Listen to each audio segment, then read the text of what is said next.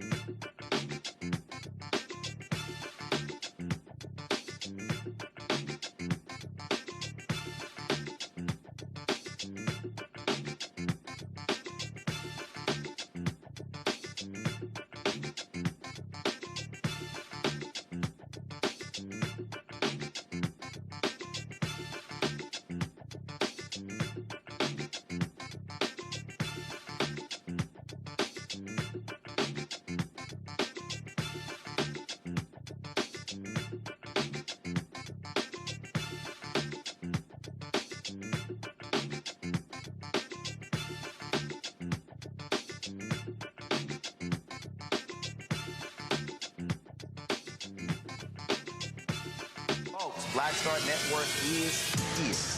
Hold no punches. I'm real revolutionary right now. Support this man, Black Media. He makes sure that our stories are told. Thank you for being the voice of Black America, Roland. Stay black. I love y'all. All momentum we have now, we have to keep this going. The video looks phenomenal. See, this difference between Black Star Network and Black-owned media and something like CNN. You can't be Black-owned media and be scared. It's time to be smart. Bring your eyeballs home. You dig?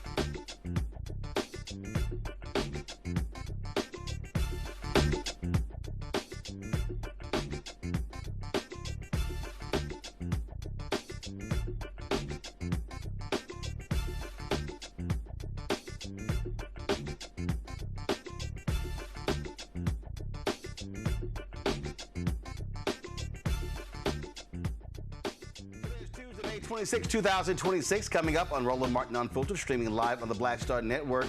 The twice impeached, criminally convicted felon-in-chief Donald the Con Trump suffered 2 setbacks today in this push for Republican-led states to draw electoral maps favorable to the party that also deprives black folks of political power. South Carolina Republicans joined with Democrats to stop the erosion of the congressional district of Congressman Jim Clyburn, and a federal court ruled Alabama must use the map that had 2 black representatives. We'll talk to plaintiffs in the Alabama case. The Congressional Black Caucus is demanding that corporate America publicly reaffirm its commitment to voting rights and equal representation as the tax on unfair representation of black political and economic power continues to grow. Sports journalist Harold Bryant will be joining us to talk about why the NAACP's boycott urging black athletes not to attend Southern colleges and universities is a wake-up call. Plus, I'll show you. We'll talk about my one-on-one with Texas Democratic State Senator Representative James Tellerico, who's running for the United States Senate. Plus, we'll talk with Ambassador Andrew Young about the passing of Dr. King's legal counsel and big-time advisor Clarence B. Jones, who passed away on Friday at the age of 95. It's time to bring the funk on Roland Martin Unfiltered on the Black Star Network. Let's go. Whatever it is, he's got the scoop, the fact, the fine. And when it breaks, he's right on time and it's rolling. Best believe he's knowing. Putting it down from sports to news to politics. With entertainment just for kicks, he's rolling. It's on go, y'all. It's Roland Martin, yeah. Rolling with Roland now. He's funky, he's fresh, he's real, the best, you know he's Roland Martin now.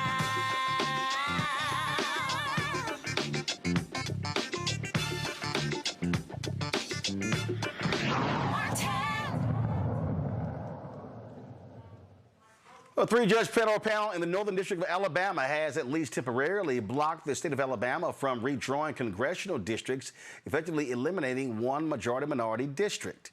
Of course, the courts highlighted the importance of legal process in shaping the political representation. The 102-page order issued Tuesday morning means Alabama would be required to hold the June 16th primary runoffs using the current federal court-drawn map, which maintains the 2nd Congressional District in South Alabama as a majority-minority district. That's the one that's represented by Congressman Shamari Figures.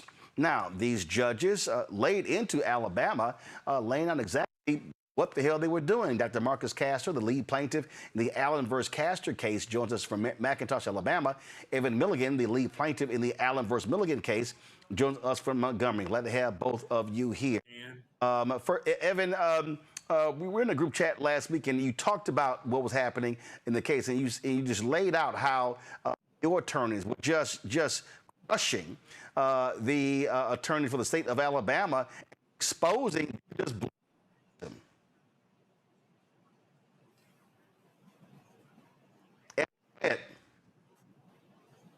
Evan, can you hear me?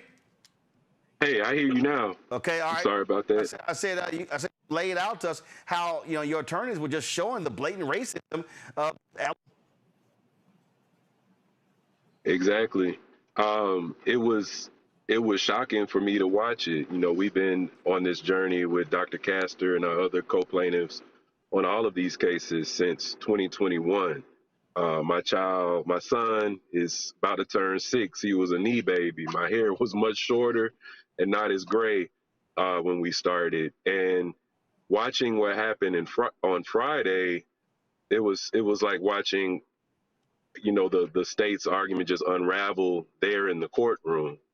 And one of the things that the judges were really interested in is hearing them explain more about why they had said 4 years ago that the courts intervening 3-4 months before an election was problematic then, but this year that same government is attempting to announce new elections in the midst of our primary elections. Our absentee voting had already started. And so they were interested in that one logistical issue, in addition to the constitutional concerns and all of the other arguments that our attorneys raised. And the state wasn't able to provide a coherent rationale. The thing here, Marcus, that really jumps out at me, and what Evan laid out, and the judges are right. I mean, listen, this Supreme Court in December said, it's too late to rule in the Texas case, and the primary was in March. That was 3 months away. But they basically said to Louisiana, Alabama, oh, yeah, y'all go right ahead. Oh, I know ballots already gone out, but it's no big deal. Go right ahead. That's just like, what the hell changed in 5 months? That was nothing that changed. What happened was, in the Callais case, they really just wanted a case presented for them so that they can have something to vote on, to get it moving, to get the ball moving, so that they can, kind of make everything go bad for other states in the South. But they needed one case, and that was the case that they had for the GOP and the Republican Party. So they have that case now, and now they're trying to make every other case in the states, in the southern states, just piggyback off the Callais case. And so that's the biggest issue that we have going on now, instead of them piggybacking off of Milligan v. Allen and Castor v. Allen. I would have thought that they would have used Milligan and Castor case for Louisiana to help Louisiana, get their congressional seats and have everything set in place for the minorities to have someone to represent them of their choice. But that was not the case. They're actually trying to do it in reverse. What is crazy to me, again, Evan, is this schizophrenic Supreme Court, where this is the same Supreme Court that ruled in the Alabama case, that ruled in the Louisiana case. That was just a couple of years ago. And now all of a sudden, the Callais lawsuit, that just somehow makes a huge difference. I mean, it's insane. It's like, okay, we lost Alabama, we lost Louisiana. Now let's go back, come up with a whole new one. Supreme Court says, oh yeah, we'll grant you this one.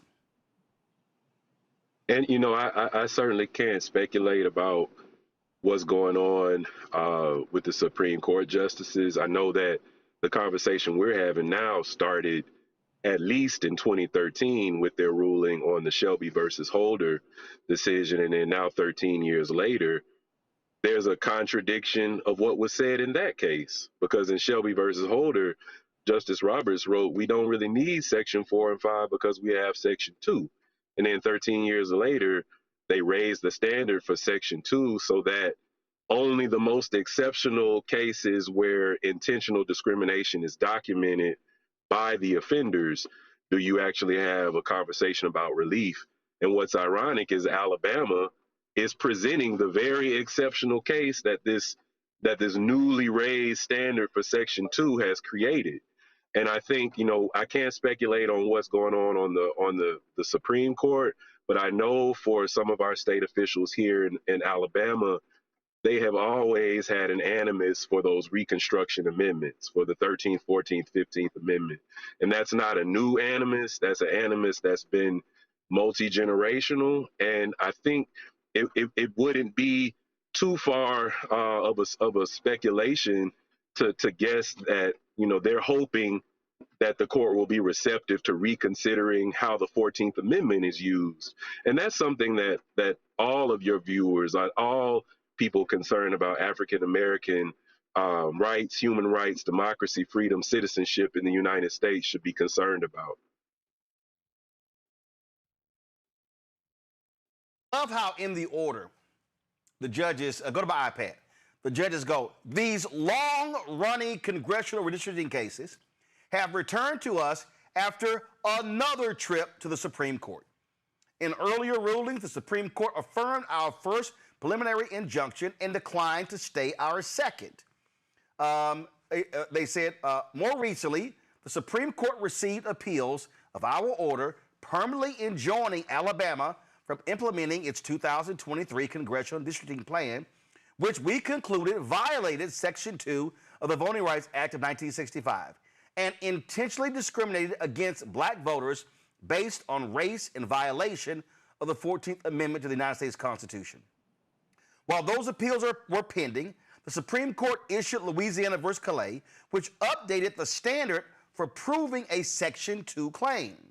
It then vacated our permanent injunction and instructed us to give these cases further consideration in light of Callais.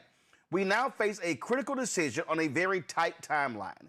We can either allow the Secretary of State to administer Alabama's 2026 elections with a legislatively enacted redistricting plan that we found, after a full trial, intentionally discriminated against black voters based on race in violation of the Constitution, or we can issue a preliminary injunction 2.5 months ahead of Alabama's scheduled special primaries and some 5 months before the general election, requiring the Secretary to administer the 2026 elections with the race-blind plan that he used on orders from us and the Supreme Court for Alabama's 2024 elections and May 19th, 2026 primary elections.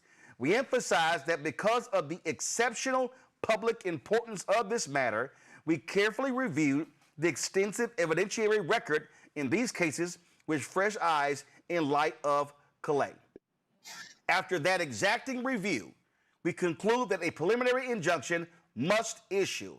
Ultimately, we cannot see our way clear to requiring Alabamians to cast their votes in the 2026 elections under a districting plan tainted by intentional race-based discrimination.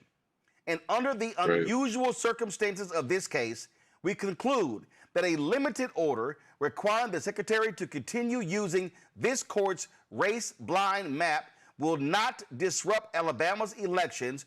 All candidates ran under the race-blind map until 15 days ago, and all voters remain districted under the race-blind map in electoral computer systems. I mean, this right, just Marcus, is just flat out. It's right there. Just saying point blank, here's the deal. Point blank. Right. Right. It's saying it right there. And that's the thing that, you know, when you go on social media and you see different people, you know, well, when was the last time black people couldn't vote? You know, and thinking that we're talking about blacks can't vote. They're not understanding the fact when we talk about delusion of our votes and our voice. And then it's, in Alabama, a three-panel judge specifically said that discriminatory, okay, in the maps. I mean, what else do you need? I mean, how many times, I think this is the third time maybe, with the same judges, and then it goes up to the Supreme Court. Even the Supreme rules it in our favor, and Alabama comes back again because of Callais. Come on, I mean, it's there, and the writing is on the wall, and we want our representation, someone of our choosing. And right now we have Congresswoman Terry Sewell, and we have Congressman Shamari Figures. And the state of Alabama, we definitely need this, and we want to be, you know, to set examples for other states. You know, we want Louisiana to get theirs. We want everything to happen in Georgia, in Tennessee, what they have going on, in Florida, you know, South Carolina, North Carolina, Mississippi. We want every last one of those other states to, you know, to look at our cases and then to see that, hey, look what the judges said. Look what the three panels said. Now, I understand that the lower courts, it might not affect the other states, but what the Supreme Court said, you know, that holds a lot of weight, and it should continue to hold a lot of weight. And we know that, you know, Alabama is going back to the Supreme Court. We'll be headed back to the Supreme Court. But hey, Roland, we're here. We're ready to fight. You know, we know what we're up against here in the state of Alabama. So this is nothing new to us, and we're definitely going to continue to get out and get voter registration going and make sure that our people get out and vote, because we have to have representation for black and brown people here in the South. And Evan, it's just that simple. And Evan, here's the deal. These are not Clinton, Obama, Biden appointed judges. No. These three judges are Republican appointed judges. Yeah, exactly. That should be said. Three Republican judges. It's not a stance that they were excited to be, you know, they weren't looking for a case to have an advocacy moment. They weren't chasing the legacy of those justices related to the civil rights. I think they were just there to follow the rule of law according to their interpretation. And even though they came from a more conservative lineage, for them, the state's behavior, you see the language, it's unusual. And they use that term so many times, not only throughout this opinion, but we've been before this court and for this case, and then also a state Senate map case, which has some slightly different plaintiffs, but very similar language coming from these judges when they review these cases.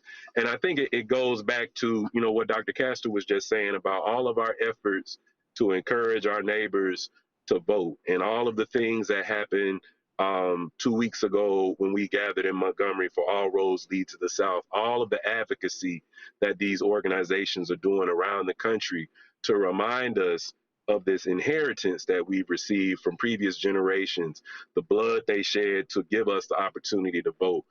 And that is critical work that's a part of our culture. And also, we have a government that has essentially forecasted that they may not even certify the outcome of the November elections.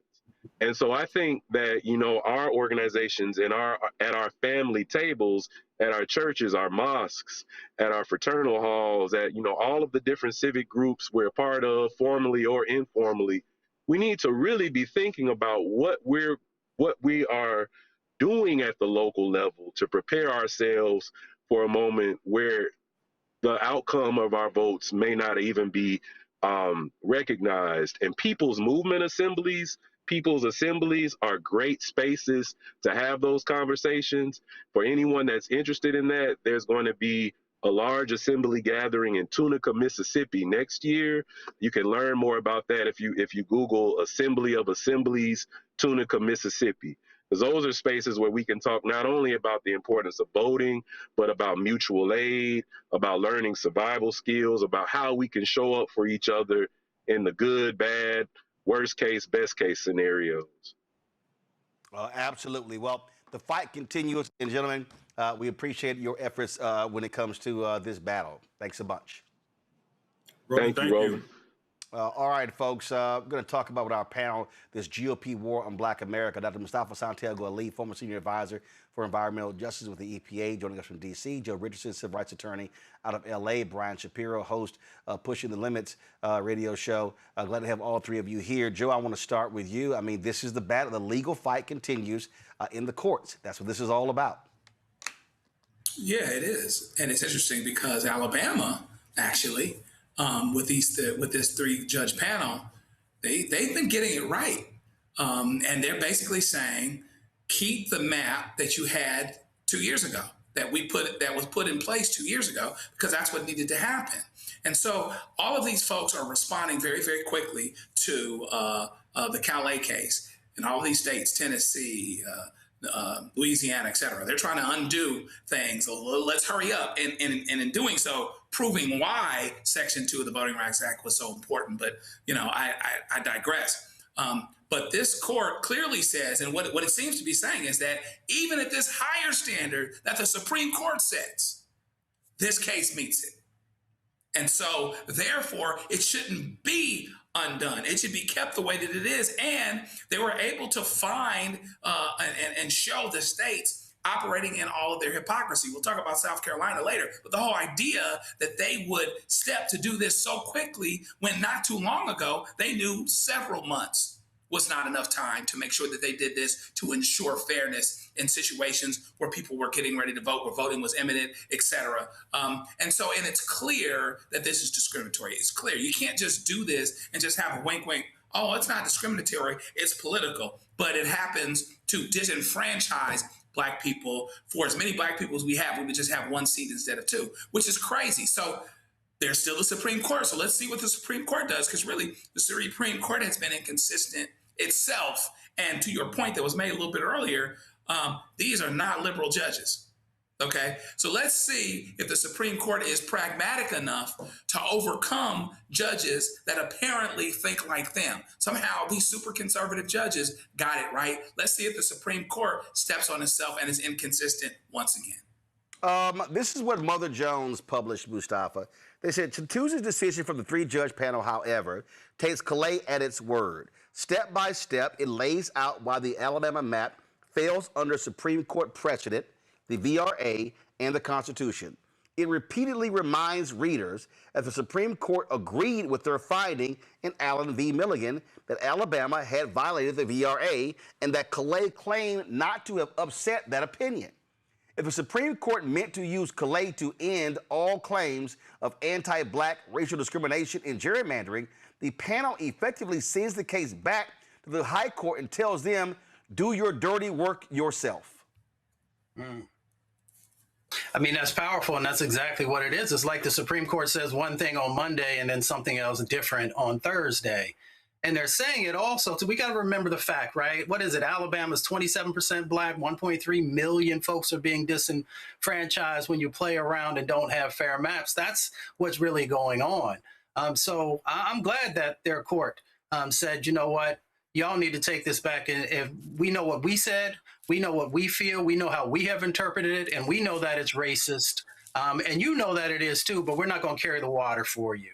But of course, the impact, though, is that when folks don't have the opportunity to be able to be represented by individuals who actually know their communities and care about their communities, of course, resource distribution never makes it for all the critical programs that are so necessary for all of us who have ever worked on the ground. So, yes, today was a reprieve, if we will, but we know that the fight continues. Court is saying is we'll fully protect the voting rights of white people, but damn black folks. You know, Roland, this is the history of the Republican Party. Let's just be honest with ourselves here. 93% of black women voted against Donald Trump. 80% of black men did not vote for Donald Trump either.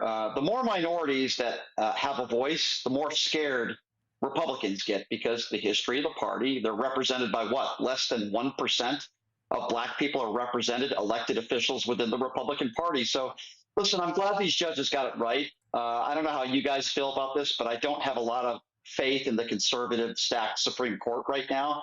I hope they make the correct ruling. I'm fearful, but let's wait and see how it goes. But listen, guys, this is just the beginning. This is just the beginning. Let's see what happens here before the midterms. But Republicans understand that it's going to be a bloodbath for them. They're going to play dirty tricks. They're going to do everything they can do to try to make sure that they can remain in power. Hopefully it doesn't work, but we'll have to see where the cards fall where they may. Again, I'm glad that these judges made the correct decision. We'll have to wait and see what the Supreme Court does on this one. But as I said before, and I'll say again, the more minorities in this country that have a voice, the less power that the Republican Party will have. That's just a fact, and it's based on history. Absolutely, folks. In South Carolina, the Republican-led Senate failed to advance a new congressional map, halting the redistricting process for now and leaving the next steps uncertain. The motion to end debate, which failed with a vote of 20-24, was a surprise rejection of Donald Trump. Now keep in mind, okay, the same Republicans in the Senate joined with Democrats to block it in the last session. The governor called a special session. Well, and this White House really pushed them hard, and it was a White House consultant who drew the maps. And here's what's also insane. Y'all, it was a 7-minute and 40-second discussion. This person said, not taking any questions, no questions, and said, oh, I got somewhere else to go when I'm done here. And so these Republicans said they were offended when they said they normally had a process that took a hell of a lot longer when it came to the redrawing of their maps. And so what you see here, and let me be real clear, these Republicans are also not dumb. So go ahead and show the map. So you see that one blue, that's Congressman Jim Clyburn. They want it all red. Republicans in South Carolina, they showing they ain't stupid, because South Carolina greatly depends on federal aid. And these Republicans are scared to death that if you screw over Jim Clyburn and a Democrat wins in 2028, South Carolina is going to experience FAFO. And they're like, yeah, we're not that stupid, so we're not going to sit here and screw that over. We benefit from a Congressman Jim Clyburn and his seniority in Congress. And not only that, here's what their other concern is. If you then begin to destroy his district, where are you going to stand on those black voters? You're going to have 20, 25% black voters in different Republican districts. They're scared they're going to lose more seats. So they were like, nah, Donald Trump, you can kiss our ass. We good. We're going to leave that map just like it is. All right, folks, got to go to a break. We come back. We're going to talk about the NAACP. They're laid out how they want black athletes and others to say no to going to these predominantly white schools in southern states that are denying black folks the right to vote. Why is this so hard, and why are people so confused on this? Sports journalist Howard Bryant is going to join me next to break it all down. You're watching Roland Martin Unfiltered on the Black Star Network. They've been trying to erase black political power since Reconstruction. Now the Supreme Court is helping them finish the job. First came Shelby County versus Holder in 2013, the ruling that gutted the Voting Rights Act. Then came Brnovich in 2021, another ruling, another piece torn away. Now comes Callais, the case civil rights leaders warned could cripple the last major federal protection against racial vote dilution, and within days, Tennessee eliminated its only majority black congressional district. Louisiana, South Carolina, Alabama. The same strategy is spreading across the South. The old Jim Crow used poll taxes and literacy tests. The new Jim Crow uses gerrymandered maps, voter roll purges, polling place closures, and court rulings that make black communities politically invisible.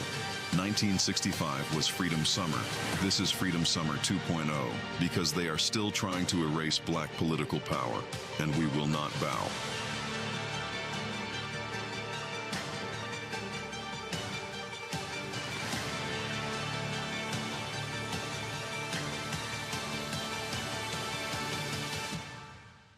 I'm Mark Morial, President and CEO of the National Urban League, and I'm watching the Black Star Network.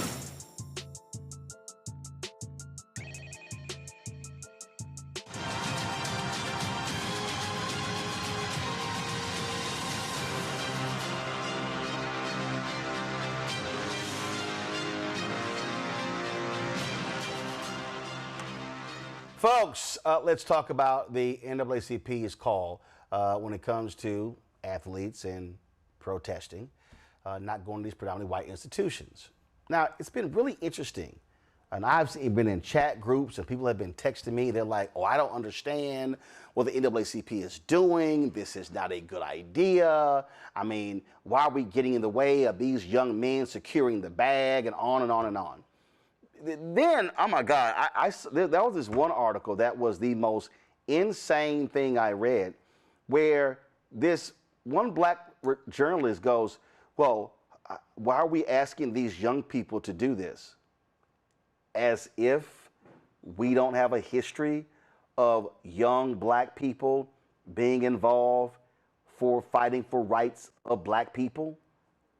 Like, I don't understand what in the hell she was reading.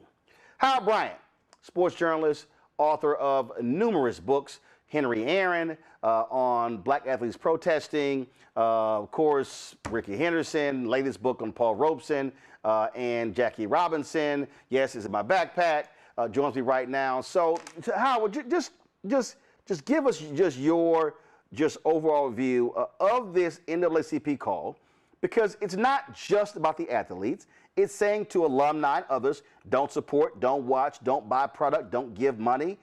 It's a detailed plan, but listen to some of these people. You swear it's like, oh my God, you know, they're saying these black kids shouldn't get education, as if you're a top athlete, like if you're being recruited by Alabama or Texas A&M or South Carolina or Florida. Not like the Big Ten ain't trying to recruit you too. Yeah, that's right. It's really interesting. I think that one of the things that kind of struck me that was happening is that I think people have forgotten the totality of the fight. I think that I think that the argument that, oh, well, you're not supposed to have these young students or you're asking too much of them. One, it's ahistorical, as you said, but also I think it's something else. And that is, I think that there has been such an overestimation of money. That this idea that these kids are, let them secure their bag, let them get their money, and there's nothing that can stand in the way of that. And I think that what that does is it doesn't pay any attention to, one, the historical struggle or the present one. Those, most of those kids have a lot of leverage. They're not kids. They are incredibly powerful members of a 10 to 12 billion, or if you add in the NFL, a $30 billion industry. And they have power. And all the questions that we have been, whenever you're trying to do any sort of political strategizing, where's the leverage and how can you use it? So I thought that it was fascinating that I think that I think we're rusty. That's what I think. I think that people are also not paying anywhere near close enough attention to the state that we're in. And I just think that it was a very interesting reaction to something that I didn't think was controversial at all. I also think, Howard, we are in a period where it's really about self. It's about you, self and I. Get yours. How dare you ask of them? I mean, I've heard people say, well, why isn't the NAACP telling professional athletes? Well, first of all, professional athletes, those are not state schools. We're talking here about state legislators, governors who are making decisions, and the schools, Texas A&M, Alabama, Auburn, Florida, Florida State, South Carolina, Georgia, University of Tennessee. These are all state schools. There's a reason why they're targeting state schools. Clemson. Well, 100%, and that's also, which is an ACC school, and so I don't think the NAACP went far enough. I think where there are a couple of areas here where I think is worthy of discussion. One is always going to be tactics. I think this sort of came out of the blue for a lot of people, and I think I'm not sure. I'm doing some reporting on it right now, but I just don't think that there was enough scaffolding. You want, when you, as the great Dr. Harry Edwards would say, that's his phrase that I have borrowed over and over again, you do need scaffolding to create your movement. You need people to understand what it's about and why. You also need your test cases. You need to find the number of people who are willing to go forward with you. And so I think that, the one criticism that I think was valid was this sort of got sprung upon everybody instead of really being meticulous in the movement building. And so I think taking people by surprise is a little difficult there. I think the other thing, too, is you're right. Your initial point was we live in a time of complete nihilism. I think people have quit. I think one of the great journalists, Naomi Klein, talks about disaster capitalism and how people, especially the oligarchies in this world and in this country, have given up on everybody and given up on the world. And I think that there's a lot of people who have bought into that. And so I'm just going to get mine and do my thing. And that is my definition of success. But that is also not something new. That's something that has been building, for the past 50 years, this idea that there is no community, this idea that we don't owe anything to each other and that we're not in a common struggle. The argument has been that, oh, well, this is just a desperate attempt by the NAACP and by Democrats to show some level of fight. And I think that the issue here is that this is not about politics. This is about what is happening to Black people in this country right now. Everybody, it's an all hands on deck thing. And I feel like one of the real difficulties in these conversations have been these sort of straw arguments that athletes, that these teenagers are being asked all by themselves to carry a movement, and they're not. They're just an extremely important economic piece of it. And we also know, too, that if there is one thing we know, it's that economic boycotts work. They are effective. And if you are going to take something of value and affect it, people pay attention. And nothing is more important to those regions than college football. Yep. You are getting their attention, which is exactly what a movement's supposed to do. It's like when the players were kneeling. It's like, well, what are you kneeling here for? Because this is where people are paying attention. So you do need, what I would like to see more of, and I think you're going to have to see it for this to just not be a blip of a news story, is real organizing and real articulation, not just to the athletes, but to the parents. Yep. And the argument that people are going to say, well, why are you taking this money from these kids? Well, you're not. If there's money in Alabama, there's money at Oregon. There's money in Wisconsin. There's money in Michigan. Yeah. If you're a top 20, top 30, top 40 recruit, you're not going to lose anything. You might actually gain more. Absolutely. This is the whole thing is called, the NAACP calls it out of bounds college athletics. They have a whole toolkit. Come on, go to my iPad. Let's go. So you got it right here. See it right here. And it lays out the schools. It lays out the demands, what the campaign is, and it calls about getting involved. And I think you're right. You're absolutely right. The groundwork was not laid, and that should have happened. There were critical people. I know there were conversations that took place because, but it was because I was on one of the calls. But it should have been far more expansive, and it should have been. And I think part of this whole thing was you had this week that took place where it went from an idea to planning the day of action in Montgomery, and it was like, well, let's drop ours soon after. But you need to actually build this whole thing up. So you're absolutely right about that. I'm sitting here wearing this shirt. They gave it to me when I was in Montgomery, and good trouble. And that was, of course, the great comment from Congressman John Lewis. John Lewis was 19. John Lewis was 19 years old. Okay, when he was getting his head bashed in. This week, you also had the Freedom Riders. You had the Freedom Riders, and you have these Freedom Riders who were college students who were going down Mississippi and Alabama. You had SNCC, you had CORE. We could go on and on and on. So this notion that young people were involved is crazy.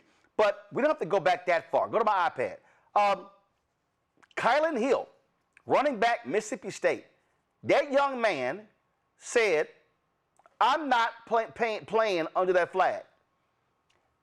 He tweeted that, Howard, it was like June 20th. Of 2020. 10 days later. Okay, let me help people out. 10 days later, Tate Reeves, the governor of Mississippi, signed into law that Confederate emblem off that flag. Why? Because when Kylan Hill, one black player, tweeted that, other black players spoke up.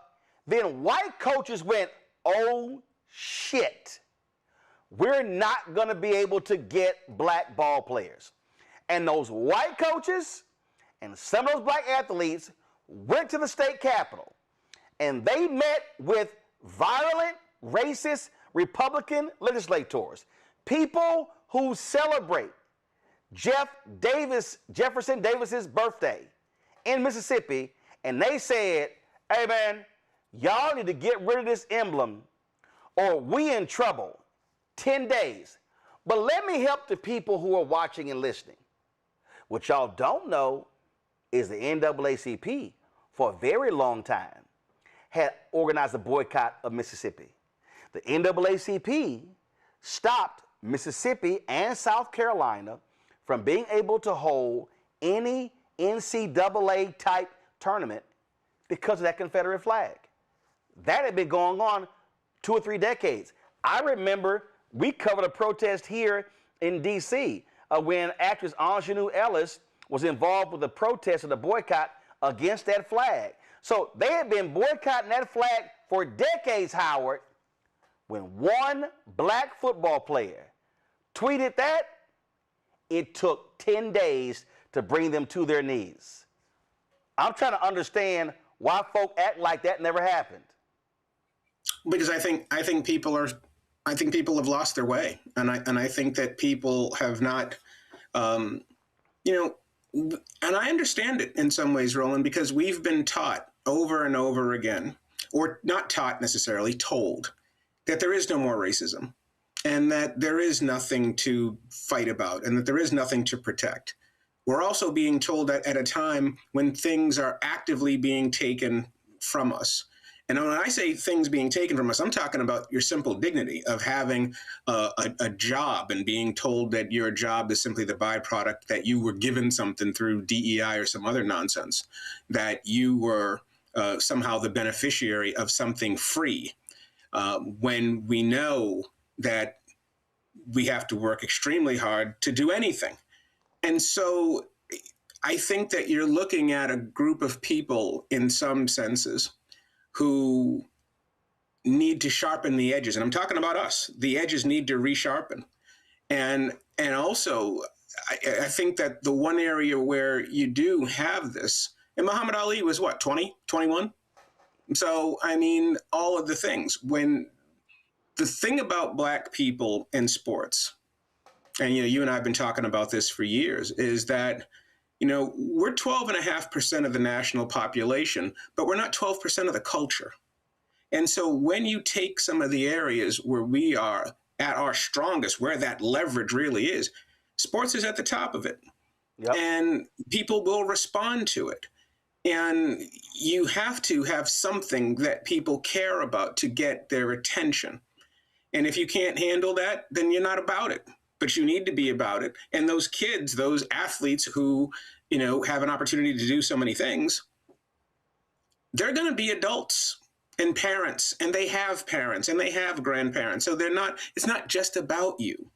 And the other thing too is, if you have that sort of leverage, if you are a LeBron James, or if you're some top 10 recruit who has a chance to go to Alabama or has a chance to go to Clemson or a chance to go to South Carolina or whatever, right? I mean, the level of power that you have is supposed to, or the level of money you're going to have is supposed to also translate into power. What good is the money if you have no agency?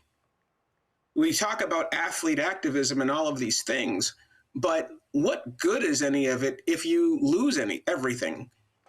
This is the time, and also from an athletic standpoint, as Black citizens, a lot of these athletes are never going to have more political power and more political leverage than they have right now. So if you say, oh, well, we shouldn't do this for these, we shouldn't let them carry it, they'll never be in a better position to carry it than right now. Like it is astonishing. It is astonishing to me when we talk about this. And again, people act as if math didn't exist. They act as if we don't recall facts. We don't recall what happened. I mean, listen, we all know, and I've had the pleasure of meeting both of them, when Tommy Smith and John Carlos in Mexico City, 1968, stood on that podium, shoes off, Black power fists raised with black gloves on. Let me just remind people, they were 22 and 23 years old. That's right. So I'm just trying to, we can literally walk, you just said it, Kareem Abdul-Jabbar refused to represent the United States in that Olympic Games. And he was 21. Again, you go before that, to your point, Ali, what his age was. We can just walk through this stuff, and I'm just sitting there going, I've seen even some activists and radio hosts and journalists, and I'm going, do any of y'all read? Well, I think people don't feel like there is a need to sacrifice anything. Like I said, we're in a nihilistic time. And not only are we in a nihilistic time, but where people get their information is also under serious assault. You're not getting a lot of the voices, part of what you're seeing right now. Yep. And this is a comprehensive assault. It's an assault from the courts, it's an assault from the Congress, and it's also an assault from the airways, from the media, from what you're getting. So these types of discussions aren't even taking place in the public space.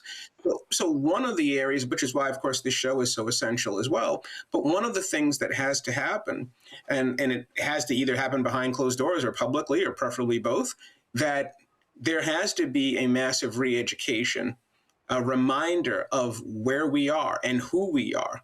And we know this. I mean, look at all the athletes. Talk to any of the athletes, whether they're college or professional. They are constantly being told, one, to separate from their community, that they don't have a community, and also that because of their phenomenal talent, they don't have any problems, that they're disconnected from what's taking place. Right. And yet we all know that to be untrue, because one of the great players in the world who supposedly had it all and then didn't have anything was Colin Kaepernick.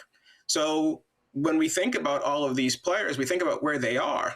It's incredibly instructive to remember that the leverage that you're going to have is finite, but you are never going to be disconnected from your community, because your family members are going to be voters who can't get to a polling station, that their votes are going to be diluted. It's happening to them. And that was one of the areas where people got really upset during Ferguson and the Trayvon Martin and the Tamir Rice years, because the Black athletes were having agency because they were directly from those communities. Carmelo Anthony's from Baltimore, West Baltimore. He understood it. So I think the key for me right now is what has taken place behind closed doors, that there's an opportunity right now to build that scaffolding that Dr. Harry Edwards always talks about. There's a movement that needs to be built, and now is the time to build it. Otherwise, if that scaffolding is not erected, right, then it's all going to just disappear, because nobody will know what exactly they're fighting for. There's not going to be an articulation of what's taking place. Yeah, and let's not forget, when we talk about racism with Donald Sterling and the Clippers, you had players who like, yo, we ain't playing. Remember? And by the way, Roland, not to interrupt you, I apologize for this too, but let us also not forget that next month is June. It's the 10th anniversary of Muhammad Ali's death. It's going to be the 10th, in August is going to be the 10th anniversary of Kaepernick taking a knee. It wasn't that long ago. Right? I mean, these movements and these questions about where we are as people, it feels like it was 50 years ago. Right. It wasn't. Well, look, in April was the 10th anniversary of Prince's death. They're going to a big celebration at Paisley Park next month in June. Let's remember when he was against Warner, writing slave on his face, when he was talking about, again, the economic realities, folks who put it on the line.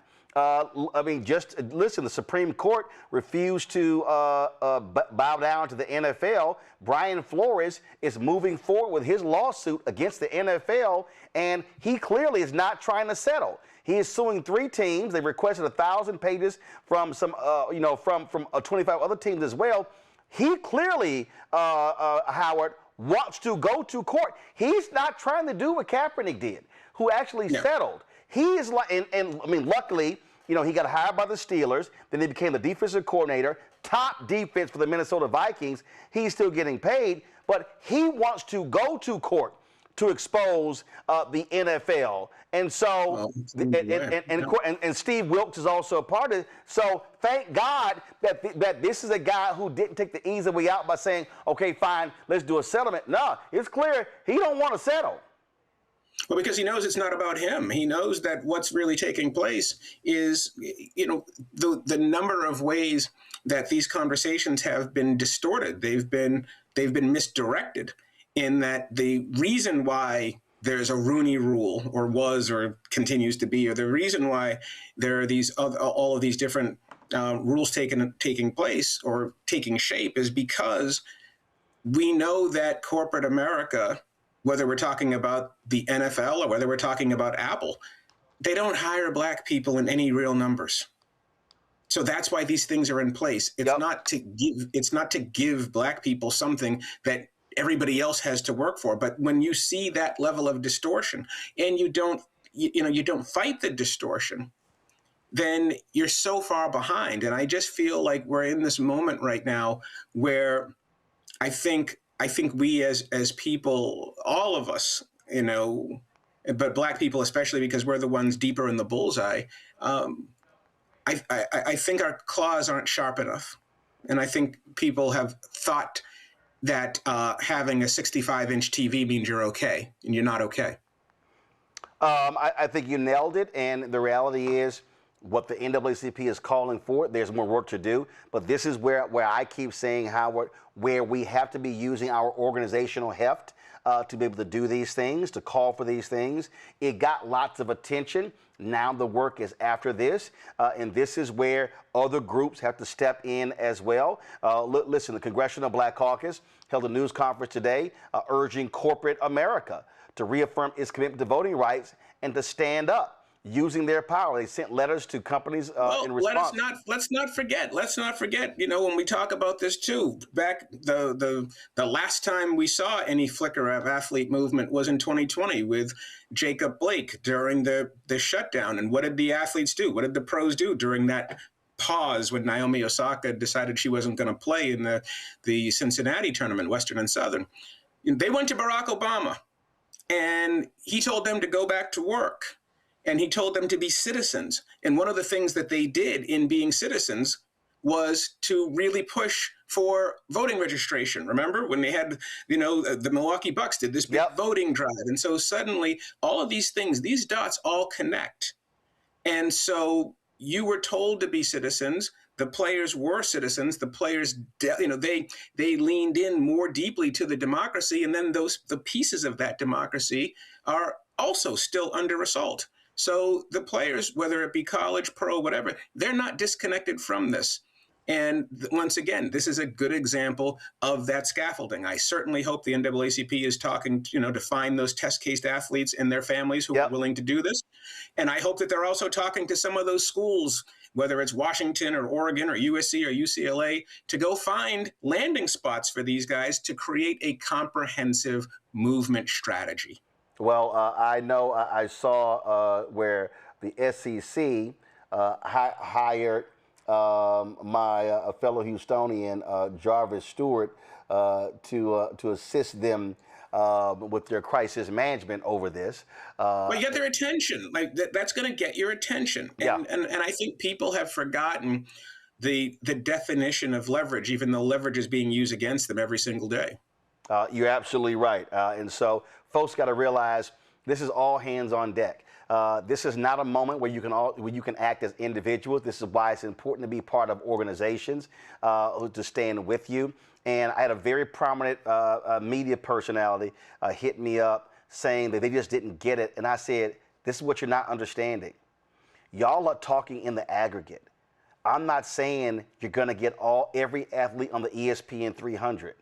But let me be clear. You don't need them. All you need is a half dozen. I said if you said one or two, I said, I'm telling you, if one or two ball players say, I'm not going to these schools because of voting rights, I said, it is going to send a shudder through college athletics. And it's just, and when I'm trying to expand it beyond, listen, when Texas A&M screwed over Kathleen McElroy, a sports journalist, a graduate of Texas A&M, who wanted to come back and run the journalism department, and these Republicans on the Board of Regents said, "Oh no, she supported DEI," and Bill Mahomes, the black board chair at the time, allowed them to stand it. They had to pay her $1 million settlement for it. I sat there and said, black athletes, well, they want your labor on Saturdays, but they don't want you to have a job once you graduate. And so let's not forget that it was, when Missouri, when the ball players in 2015, when they decided to join the campus protest at the University of Missouri, what happened? The president and the chancellor of the university system both quit because they were going to lose $1 million a game if Missouri didn't play. And they lost. A lot of folks didn't apply for the school. Donations dropped. It was several years before they actually recovered from that. And although Missouri is not on the NAACP list, they also racially gerrymandered and got rid of Congressman Emmanuel Cleaver's district there in Kansas City. And so that needs to be understood as Another well. SEC team. There you go. Howard Bryant, I appreciate it, my brother. Thanks a bunch. And folks, don't forget, hold on. Okay, y'all don't have the graphic. Don't worry about it. Just stay with me right here. Yep, don't worry about it, y'all. I got it. Don't worry about it. All right, I got it in here. And so if y'all have not seen my interview with Howard, also get the book. His new book is Kings and Pawns, Jackie Robinson and Paul Robeson in America. It is a fantastic book. Trust me, it is one that you want to get. Howard, I appreciate it. Thanks a lot. My pleasure. Thank you. Real quick, I know I got Ambassador Andrew Young coming up, and I quickly want to go to my panel. Bottom line is, Mustafa, this is all hands on deck, and we need everybody involved in this. And you know, this is not a matter of saying, well, you may just go and get your paper. This is way bigger. We're talking about the impact of millions of black people. Yeah, you know, it goes to that quote that I always share with folks, that you have power unless you give it away. It is about the education. It is about us making sure that we have the organizing with both our large organizations and individuals feeding into those. It is about also making sure that we are supporting each other. And if we do those types of things, we have huge leverage. But unfortunately, in our country, we are not taught about power. And we're definitely not taught that black folks or brown folks actually have the power to actually shift things and to make change happen, even though historically we know that it has happened. So, you know, whether it's this show or other opportunities for folks to get educated and then to dive deeper, you've got to do that, because you've got to get prepared for this moment that we're dealing with. Joe? We have to say what needs to be said, for sure. And so I agree with all of that. I wonder aloud, and have for a long time, whether this generation's kids have the strategy that the Andrew Youngs and the Martin Kings had as teenagers and into their early 20s. If they do, you know, we can be where we need to be. Just like you said, not a lot of people have to do this, but if a bunch of them did do it, it would make an enormous, enormous difference. Brian? It's almost like I expect MAGA Republicans to call some of these black athletes sons of bitches again, the way Donald Trump did with Colin Kaepernick and so many African Americans that were taking a knee. I would say this to these universities. I would say this to this area. Treat everybody as equals, and then this stuff doesn't happen. Good luck to these college football programs and these college basketball programs when you have a bunch of talented young black men that decide not to go to these universities, because that's ultimately what's going to happen here unless things change. So I think they're going about it the right way, and I completely support it. All right, folks.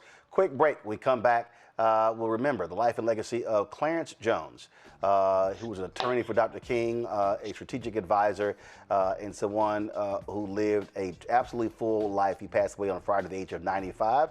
We will talk with Ambassador Andrew Young next about his longtime friend and colleague. You're watching Roland Martin Unfiltered on the Black Star Network. They've been trying to erase black political power since Reconstruction. Now the Supreme Court is helping them finish the job. First came Shelby County versus Holder in 2013, the ruling that gutted the Voting Rights Act. Then came Brnovich in 2021, another ruling, another piece torn away. Now comes Callais, the case civil rights leaders warned could cripple the last major federal protection against racial vote dilution. And within days, Tennessee eliminated its only majority black congressional district. Louisiana, South Carolina, Alabama. The same strategy is spreading across the South. The old Jim Crow used poll taxes and literacy tests. The new Jim Crow uses gerrymandered maps, voter roll purges, polling place closures, and court rulings that make black communities politically invisible. 1965 was Freedom Summer. This is Freedom Summer 2.0, because they are still trying to erase black political power, and we will not bow.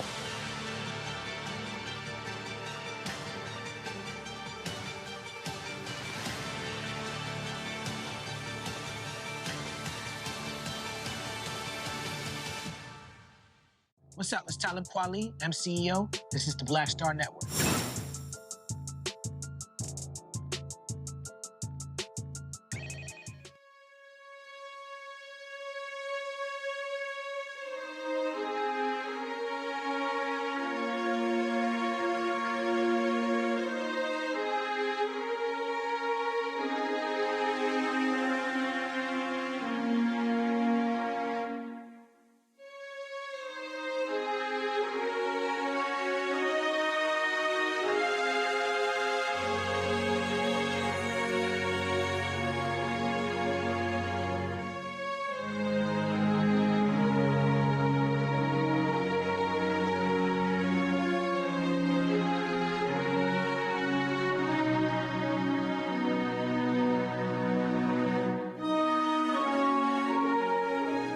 The man who helped Reverend Dr. Martin Luther King Jr. organize the 1963 March in Washington for Jobs and Freedom, also assisted in drafting that iconic speech, Clarence Jones, has passed away. He died on Friday at the age of 95. He was an attorney, close advisor to King.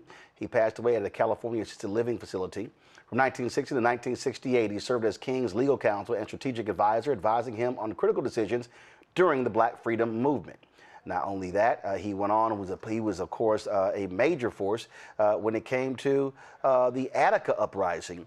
Took place in 1971, negotiating with those prisoners and dealing with Governor Nelson Rockefeller. Of course, he worked on Wall Street, did all sorts of different things. Later in life, he was a professor, he was a lecturer, he was speaker. He was involved in an ad campaign last year, the Super Bowl, when it came to Black-Jewish relations. And so many different things he did. He was a friend as well. I had an opportunity. I knew he was transitioning, had an opportunity to FaceTime with him a week before he passed, and he always encouraged me. He always showed love and appreciation. I was honored to be one of his invited guests when he got the Presidential Medal of Freedom by President Joe Biden. We'll show you some of that as well. Joining us right now is Ambassador Andrew Young from Atlanta. Ambassador, always good to see you, my dear Alpha brother. But before we talk about Clarence, we were just talking about the NAACP and calling on athletes to stand up and boycott. We see what's happening with voting rights. The CBC is saying, corporations, you need to be standing with us on this issue as well. I mean, you know this stuff. You lived this stuff. You understood Bob Brown and SCLC and Operation Breadbasket and the sort of pressure. And so I just wanted you to share your thoughts on what the NAACP is calling on young athletes to say, don't go to these Southern white schools, take your talents elsewhere, and all of this energy you're now seeing Black folks mobilizing and organizing when it comes to keeping our Black political power.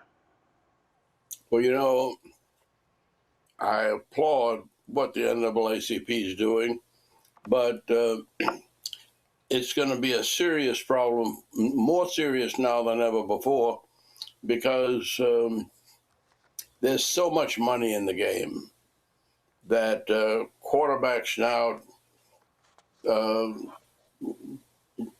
easily get $1 million a year to play football. And it's going to be hard to match that.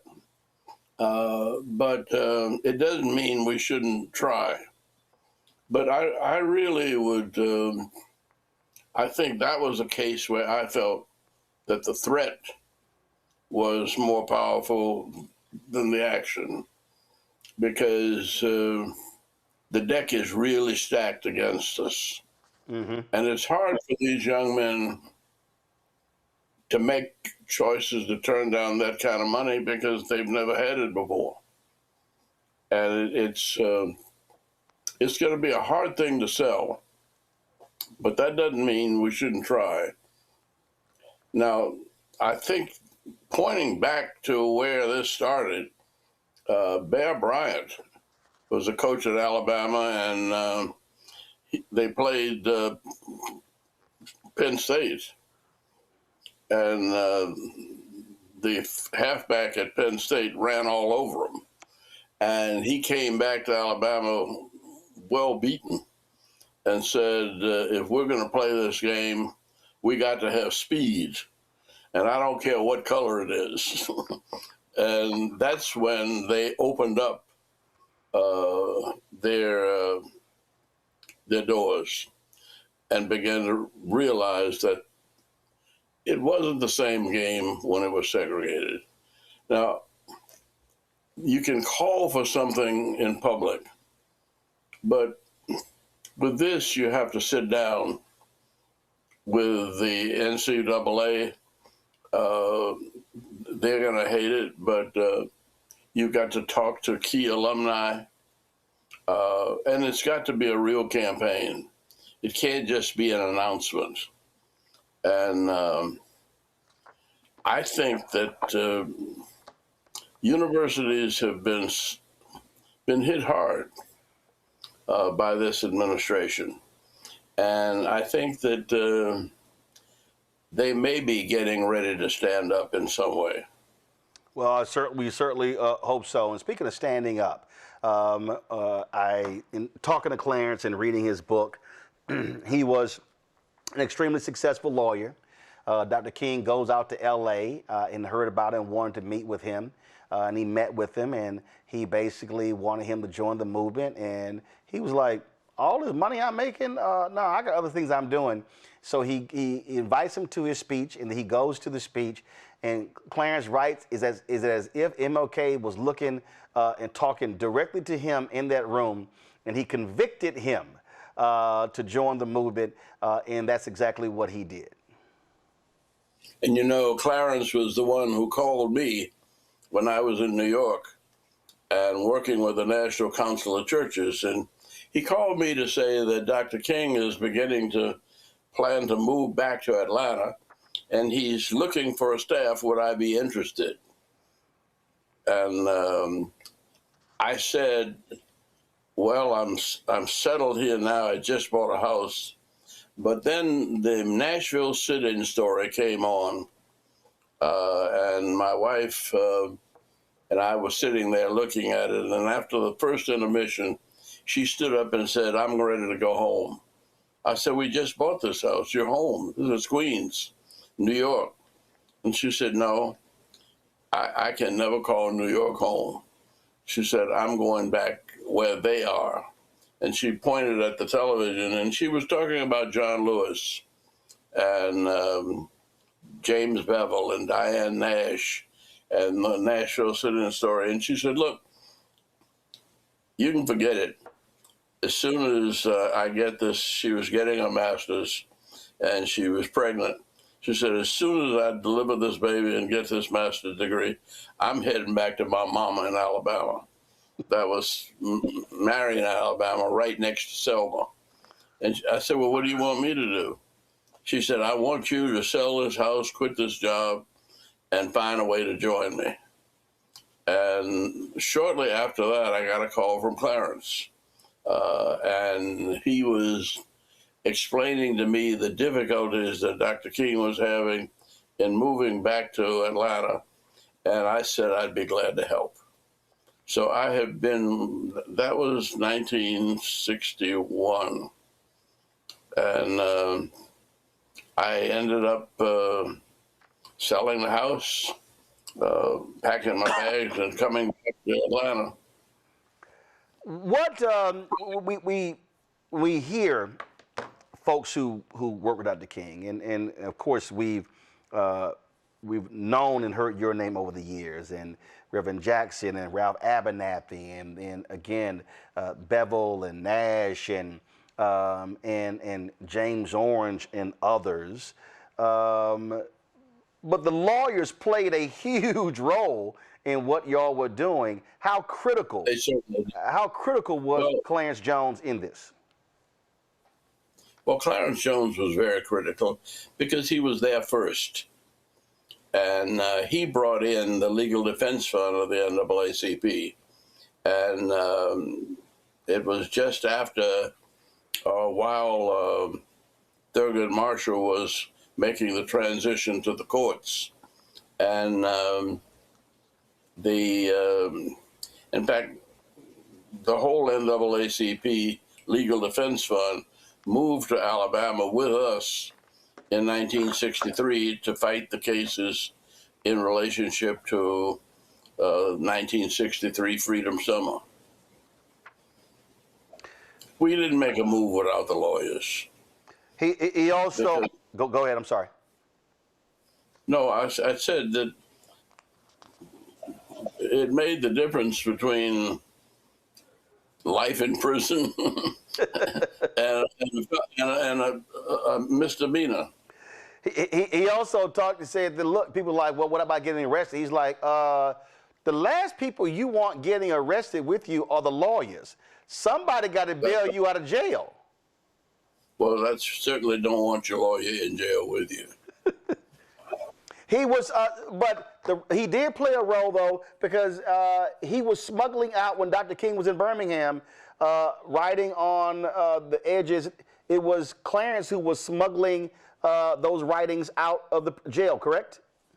Well, let me tell you, I didn't go to jail much either, but I was going in and out of jail every time Dr. King was in jail. But Clarence brought out, well, first he brought in the New York Times, and Martin wrote the letter from the Birmingham jail around the margins of that New York Times. And when he finished it, he sent it out with Clarence, and he didn't quite finish, so he had written on the toilet paper. And he said, "Thank goodness Alabama has tough toilet paper." And one of the things that I also, look, money was obviously important, and I am still mesmerized by the story of him going to meet with Rockefeller and going into the vault to withdraw a ton of money to bail folks out. And in his book, he said he was nervous as all get out because he had to personally guarantee the money. And he said, man, I had never personally guaranteed that much money in my life. He said, so I had to make sure that money got down south. Yeah. No, we don't have a slight idea how much the lawyers did. But really, the lawyers who were with us in Birmingham ended up going to Harvard and writing books about civil rights. Thurgood Marshall ended up on the Supreme Court, and he brought a power and a humor exactly opposite of Clarence Thomas. I met Clarence Thomas, and we had him down to Atlanta a long time ago, and he was a great guy, we thought, but he didn't have the power that Thurgood had, and Thurgood really made fun of the opposition by showing how contradictory it was to the Constitution of the United States, and he got along with everybody. And was a great influence on that court. I hope that we will get back to that sometime, but right now, I think everything has to focus on this next election. And it's, well, we've got to turn out the votes. And when I ran for Congress, in 1972, I was in a district that was a minority white black district, and it poured down rain. It was a rainy night in Georgia in 1972, and it rained all day on Election Day and all night till after the polls closed. And I thought, no, the Lord had let me down, but I think it was just priming the people, because we had a 75% black turnout and we got almost 30% of the white vote. And so just because they are reapportioning and because they are eliminating districts, I'm not sure that eliminates black folk from politics, nor that it eliminates, well, we have only recently had black majorities in the mayor's races here in Atlanta, but we've had 9 black mayors in a row because the mayors in the black community that decided to run had worked at it harder. Now, that might not be true next time, but the people who get elected are going to be well, like your mayor in New York there, he's not black, but he sounds as good as anybody I've heard. And the same thing true with the elected officials in Minnesota. They rise up regardless of race, creed, or color, because, well, Martin's quote was, "The moral arc of the universe is long, but it bends toward justice." And that ends up having to be a faith that you can't get away from. Want my panelists to ask a question of you. Of course, we're talking about the passing of the great attorney Clarence Jones, passed away on Friday at the age of 95. First up, Mustafa. Ambassador, it's good to see you. If you had one thing to say to Brother Jones one last time, what would it be? Well, I talked to him a couple of weeks ago, and I didn't know that. My understanding was that he kind of got depressed and that he decided that he had run his course and had not eaten for the last 5 days. And I would have tried to get him to hang on because, well, I don't feel no ways tired. I'm 94. And I have a young Indian fellow working in my foundation who comes from Bihar in India, and that's where the Hindus and Buddha found enlightenment. And he said the monks around there say that Moses lived to 120. And they think that part of that is always looking for his responsibility to his people. And they say that in order to live the maximum strength in your life, you have to look forward. Now, I have said that, well, we've said in my organization that we have to plan to live to 129. Moses lived to 120, and God needed him that long. I don't know whether it's possible or not, but I was at the barbershop today, and a lady came up to me well, she had on some nice slacks, and she was looking good, and she wanted to take a picture with me. And I said, I took a picture with you once before, didn't I? She said, yeah, and I like it, and I want another one. And I said, you mind telling me how old you are? She said, no, I'm proud of being 95. I said, damn, I'm just 94. I said, you robbing the cradle. Joe. Ambassador, it is so amazing to be on with you for a couple reasons. Not only because you are who you are, but I am the son-in-law of your dear friend, Jim Robinson. And so Paul Moldauer was nice enough to get me your book, An Easy Burden, several years ago. And I thank him for it because I talk to people about this book all the time. Can you talk a bit about strategy? Because the Montgomery Boyce boycott, for instance, everything that the movement did, you had an economic component. The city was choked when nobody black rode the bus. You also had a moral component, which is why you acted a certain way and people could not be physically abusive and things like that. Talk a bit about the need for strategy in being successful in movements and trying to create change. Not just strategy, just preparation. You know, no boxer goes into the ring without months of training. And you can't take, I mean, this is not a criticism because they responded with what they had. But after George Floyd was killed, we all were sent to the streets without stopping to think.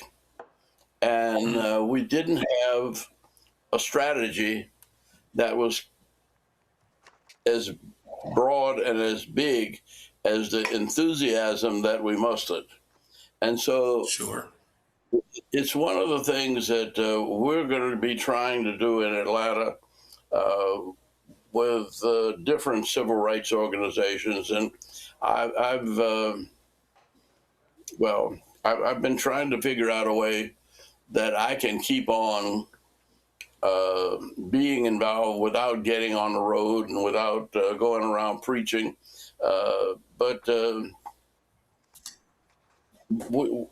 we have to think this through.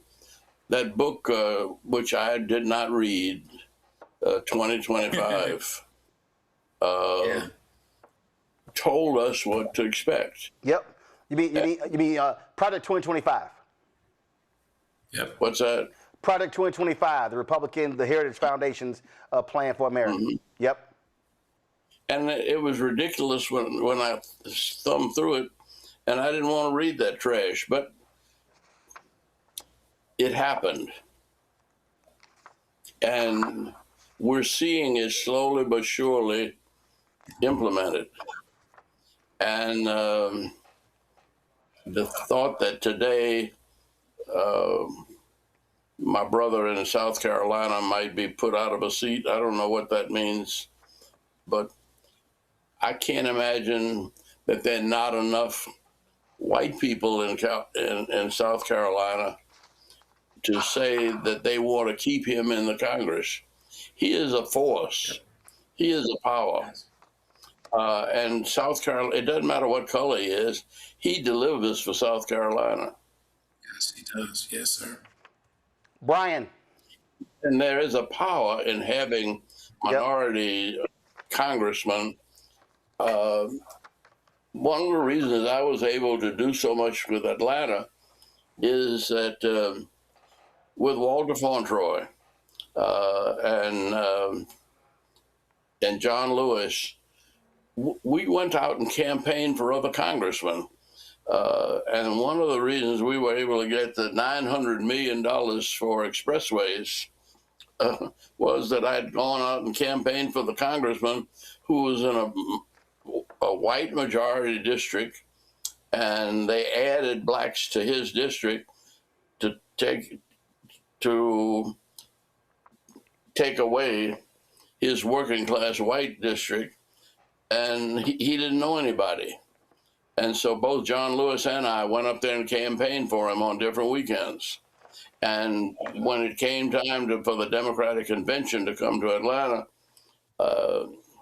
he was the president. He was the chairman of that committee on transportation and saw to it that we got the hundreds of millions of dollars that we needed to improve our transportation system. Right now, looks like we're renovating Atlanta because the World Cup is on the way. And we've grown from 500,000 people to close to 5 billion people. And it's been because we've been in the heart of the politics, and almost everybody's been black. But we brought black votes, and we helped to mobilize black votes in their districts, and we were able to be more powerful because we were black. And we knew the preachers, and we'd gone to school with. I remember campaigning for Jimmy Carter down in Florida. He wasn't well known, but Morehouse College gave him an honorary degree. And when he spoke at their commencement, he stood up and he said, "I expect to be the first Morehouse man to be the president of the United States, but I guarantee you I will not be the last." And they wrote a citation there for his honorary doctorate, and every Morehouse man in Florida had read it. And when they called me and said, "Would you go to Florida?" I said, "I don't know many people in Florida." They said, "We'll have it set up, and you just fly around on a plane with us." And everywhere I went, there were Morehouse College men who had gathered people from their towns and to meet at their airports.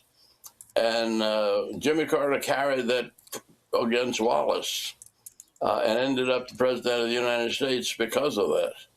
And so people think that there's not such a thing as black power. It's not the black power that people shouted in the streets, but there's a subtle intellectual power that has led this nation as far back as Crispus Attucks being the first one to give his life. But there couldn't have been a civil war even without not only Lincoln, but I'm slipping now. My memory is giving all. Well, of course, Civil War. You had Frederick Douglass. You had abolitionists. Frederick Douglass. Yeah, you had folks who were putting pressure on the political system. Brian, what's your question, Brian, for Ambassador Andrew Young? Hi, Ambassador. Quick question for you. Obviously, we all learned at a young age of the I Have a Dream speech. I'm wondering the conversations you had with Mr. Jones and maybe some tidbits you could share with us, maybe some things we didn't know about the creative process of what went into writing that speech, if you could share that with us. Well, I was not around then. I was in the South, and that was done in the North. And there wasn't a lot of contact between those of us who were out in the sticks and those who were writing speeches. That came later. But nobody ever really wrote speeches for Martin Luther King. Clarence came up with the idea that the government had given the Negro a bad check, and that he refused to believe that when we go to the Bank of Justice, it would come back marked insufficient funds. And that was the theme. But this real speech came from Mahalia Jackson.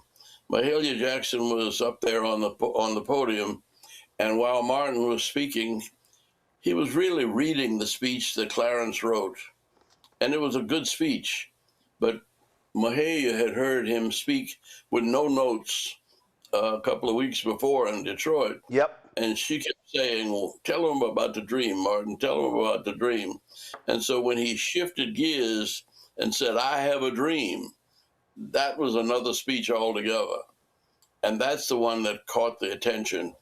But it was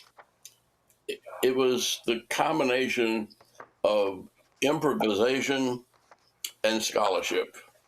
And that speech pulled together both.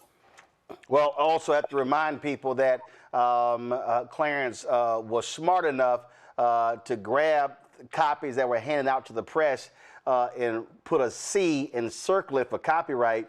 And he was the one who went down and copyrighted that speech. He kept the original receipt. And I mean, that's one of the reasons why the King estate owns and controls it. It didn't go in the public domain because, again, the lawyer was smart enough to say, this thing might be something. Let me copyright this speech for Dr. King. But now, that's a point of, well, I took the other route. I never copyrighted anything of mine. I want it all in the public domain. And I got it for free, and I thought I should share it for free. But that's how lawyers think. Well, and that's good. That's good. It's good that we have lawyers thinking that way, but there's some negatives there also. This was a freedom movement, and everything should have been free. Understand? Let me ask you. Freely given. It was freely given to us, and we should freely give it back to the people. Let me ask you this here. A friend of mine who called you to let you know that Clarence passed, my man Ron Gilliard, when he said he called you, your response was, Clarence got to Martin first again. He said he was always getting to him first. Yep. Well, I'm not in a hurry, and I feel as close to Martin Luther King as I did when I was going to get him coffee in a staff meeting. all the women on our staff refused to get coffee for the men. And they were independent first, so they'd say, Andy, get Dr. King some coffee. I got up and got the coffee. Last question. What you miss most about Clarence Jones? Or what will we miss the most? Well, Clarence never stopped working. I mean, from 1955 on up to the present, he was always planting seeds. He was always calling people and planting ideas. And he always dealt with it with a sense of humor. And he never lost his way in terms of who did he serve. He served the people of God who were following Martin Luther King. And we'll close it out with that. Ambassador Andrew Young, it's always a pleasure to see you. Tell your wife hello, and I'm sure I'll be seeing you soon because you're always somewhere in your scooter taking pictures and speaking truth.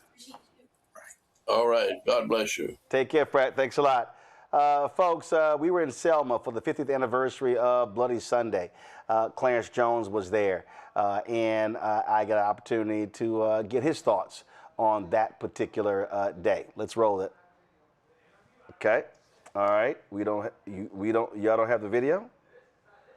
Okay. All right. So no, that's not it. So there are a number of times I interviewed Clarence. Our paths crossed on numerous occasions, and one of them was when we were in Selma. Also later, when we were at the White House for when he was honored. When he was honored with the Presidential Medal of Freedom. So let's do this here. Do we have the video of the ceremony when President Biden presented him with the Medal of Freedom? Okay, roll that. Born in Philadelphia, the cradle of our democracy, Dr. Clarence B. Jones wielded a pen as a sword and gave words to a movement that generated in freedom for millions of people. A speechwriter and lawyer for Dr. King, he helped define the enduring ideas included in The Dream that will be ever engraved in the ethos of America. Letting freedom ring, Dr. Clarence B. Jones. Thank you, Dr. Jones. Clarence B. Jones.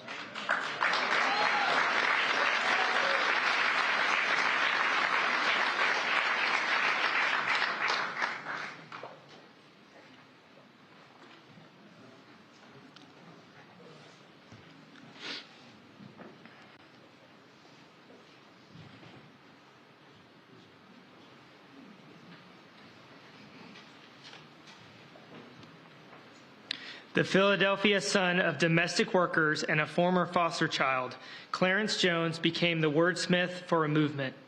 A doer of the word, he was an Army soldier on the front lines in the battlefield and a civil rights lawyer on the front lines in the courtroom. Wise and unflinching, Clarence Jones's lyrical prose and prophetic life shows us all the enduring power of the idea of America. An advisor and speechwriter to Dr. Martin Luther King Jr., he helped write a new American Declaration to ensure we hold these truths to be self-evident, is forever linked with, I have a dream.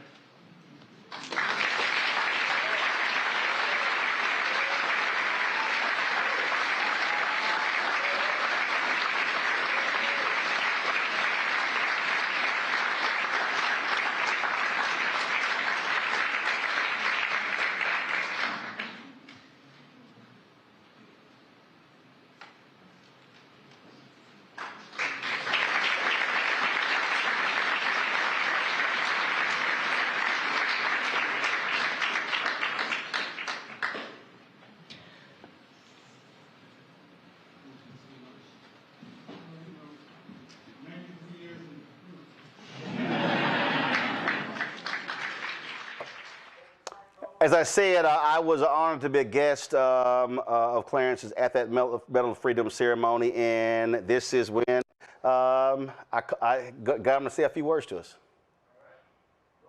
Clarence, how you feel with that around your neck? Brother. Oh, I can say that I never forget that my parents were domestic household servants. You understand? My mother was a maid and a cook, and my father was a chauffeur and a gardener. And I'm standing here on my shoulders. You understand? I never get that. It's a great day. Great day. Well, I'm glad to be here to witness it. I'm glad that you are here with me, my brother. I appreciate it. Thank you so much. Yes, sir. Clarence was always complimentary. So at Harry Belafonte's memorial service it took place at Riverside Church in New York City, I was sitting here recording a video. Y'all get that video ready, please. Video, Clarence and I in the video. He was always, and one thing I appreciated, and this happened the first time I actually met him. I forgot where I was, and he walks up to me, and he said, "Martin would be so proud." He said, "You are what we fought for." And even when I talked to him just 2 weeks ago, his son Ben said, "Yeah, we downloaded." He said, "The Black Information Network to hear your commentaries on the Black Information Network." He was always affirming every time we talked, and it was always fabulous to hear his voice. This is when we were in Selma for the 50th anniversary of Bloody Sunday. So, Clarence, what does this day actually mean for you? Today's an extraordinary day, Roland, because earlier I watched the march, and I saw an outpouring of African Americans, a lot of young African Americans, and they were holding up placards, and many of the placards talked about voting. In fact, one sign said, "We're not afraid to vote. We're not afraid to vote." Okay? Hey, obviously it's a poignant moment too. Okay? Because there are lots of people, a lot of people known, but a lot of people unknown. Hosea Williams is not here. Okay, James Bevel is not here. Okay? A lot of people that I know work 24/7 to make this day happen are no longer with us. All right? This is an extraordinary day, and this day should send a message to Congress, and it should send a message to the African American community. That when we come together, we cannot let the commemoration of this 50th anniversary go past like just another anniversary. This is a seminal point, okay? Too many people have died. Too many people's lives. You know, war has a lot of casualties. Not everybody just gets killed. A lot of people get in depression, you know, they get, marriages break up, go into bankruptcy, business, so forth. Those are all casualties of the civil rights movement in order to make this country a better country. But what's the central theme here? Vote, vote, vote. All right, folks, this is at the Harry Belafonte Memorial Service. I'm here at the Harry Belafonte Celebration of Life with the legend himself, Clarence Jones. Always good to see him. Looking good, looking clean, and the ladies still falling all over him. Roland is my godson, man. A young man I've always been so proud of. And I remain even more proud of him today because I've seen his recent journey. Recent, I mean the last 10 years. This is one bad dude. He embodies the very essence of what it is to be black with integrity in our country today. You know what I just said? I didn't say to be black. I said to be black with integrity. Yes, sir. Thank you. I appreciate it, baby. Appreciate it. In 2018, when we were in Memphis for the 50th anniversary for the assassination of Dr. King, there was a conversation that took place. Reverend Jesse Jackson Sr. was on the stage, Quentin James, Tamika Mallory. It was also Gina Belafonte, April Ryan moderated it. It was a fascinating conversation. And Clarence was his usual feisty self. We're going to play that in a moment. I want to go back to our panel here. The thing here, Joe, the thing here, guys, I got it. The thing here, Joe, I go back to what he wrote in his book. Here he was, a corporate lawyer, doing very well, making lots of money in LA, and King meets with him. Dr. King understood he needed bright minds there with him. And Clarence writes that when he goes to this speech, he said he had no intentions on leaving his well-paid law firm job. He said, but King spoke and he called on the best and the brightest to give their talents to the movement. And he said, it's not enough for you to get paid. I'm just thinking back to the previous conversation with Howard Bryant about people saying, man, let these young guys get their money. King said, no, he needed folk to give something back for the cause of our people. And that's what convicted Clarence Jones to join the civil rights movement.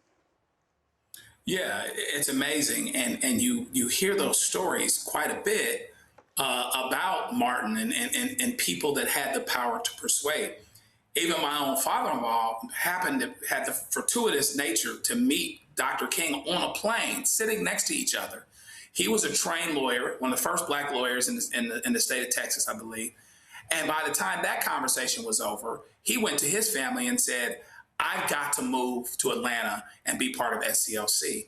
And he ended up being the housing point person for that issue and dedicated his life to the issue. So it takes people like this that make a decision to come out of corporate America, which, I mean, his parents were domestics, et cetera. I mean, he had come a long way. But then he figured out that what the most important thing he could do was, as well as Dr. King persuading him of the same, is to close the gap between those generations, between what his parents had to do and what he was able to do, to stand in and fill that gap so more people could have the future that they wanted. And so this is a true celebration because of his impact. Thankfully, he lived a good, long life. And thankfully, we have more people of all of us. We have to all be reminded that we need to answer the question and the call as to what we're doing to move us forward, regardless of how we may be doing at any given moment. Brian, I alluded to this when we were talking to Ambassador Young. There are a lot of people, a lot of names that we know. But then there's so many people who had major contributions, names we did not know. And so when you talk about Clarence Jones, Stanley Levinson, again, there were people who were, they weren't in front of the microphone. They weren't on the front lines. They were not protesting, but their advice, their counsel, and their expertise played a huge role, as Andrew Young said, in the strategizing, in the implementation of battle plans for the movement. Yeah, absolutely. I agree. You know, some names that some people might not know, but behind the scenes, what they were able to accomplish in moving forward in this society today, it's so prevalent and it's so important. Obviously an icon in so many different ways, but I look at so many people in society today, and there are so many unsung heroes that we haven't heard of as well.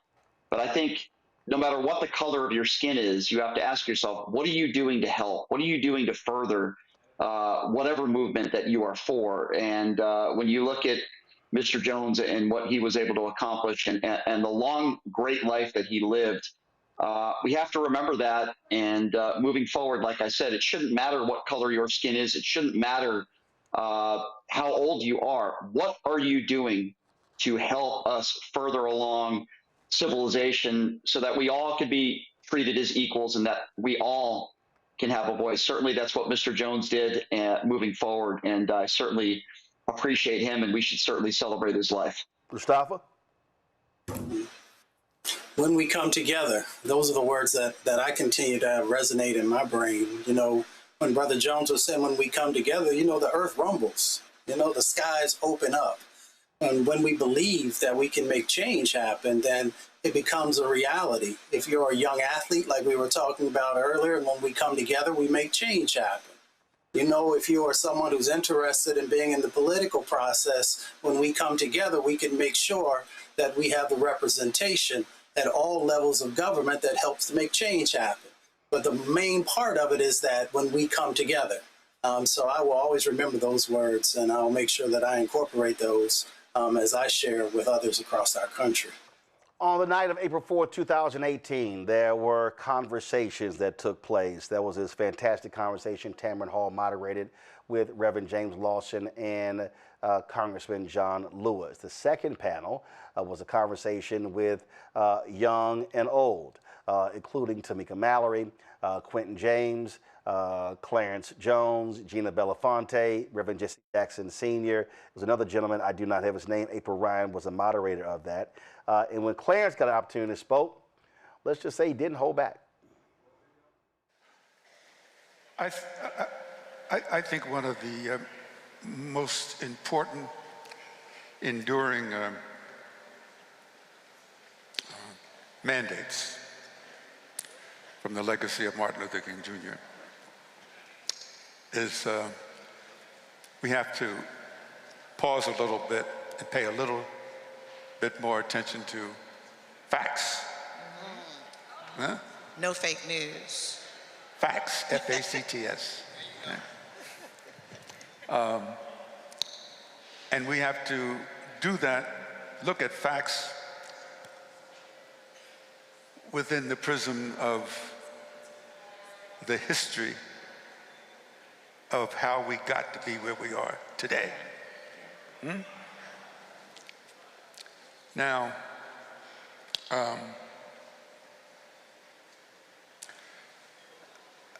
Martin Luther King Jr. was a compassionate, loving person, committed to Gandhi, to nonviolence and so forth. And we should, in his spirit, have the discipline and commitment to nonviolence. But that doesn't mean we should also have amnesia, okay? And amnesia is part of taking the time to study facts. For example, this is the 50th anniversary, all right? I don't know why former President Bill Clinton and former President Barack Obama, I love the brother, okay? Why have they not been here? Don't tell me somebody sent a video. Come on, Clarence. Don't tell me somebody sent a statement. Come on, Clarence. Okay? We have got to start being honest about facts. Yeah. Okay? Now that is simply a fact. They're not here. All right, I want to stop you one second. Listen. What about this president? He's the policymaker. Do you put an onus on him as well, on this president? Hold on. No. That's not what I'm saying. I get you. No. But he's the policymaker at this moment. No. You know, excuse me.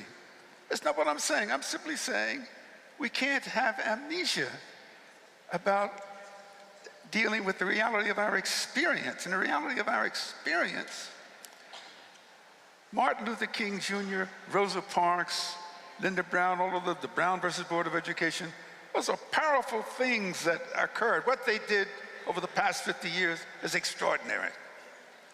And the fact that we're here to celebrate the legacy of this particular person that I was honored to work with sometimes 24/7, 7.5 years, that's one thing. But I could not, but I'm simply saying studying facts, that's a fact that we have to not forget. Now, the other reason I'm saying we have to study facts is that how did we get to be like we are today? We got to be like we are today because of the legacy of slavery. You understand what I'm saying?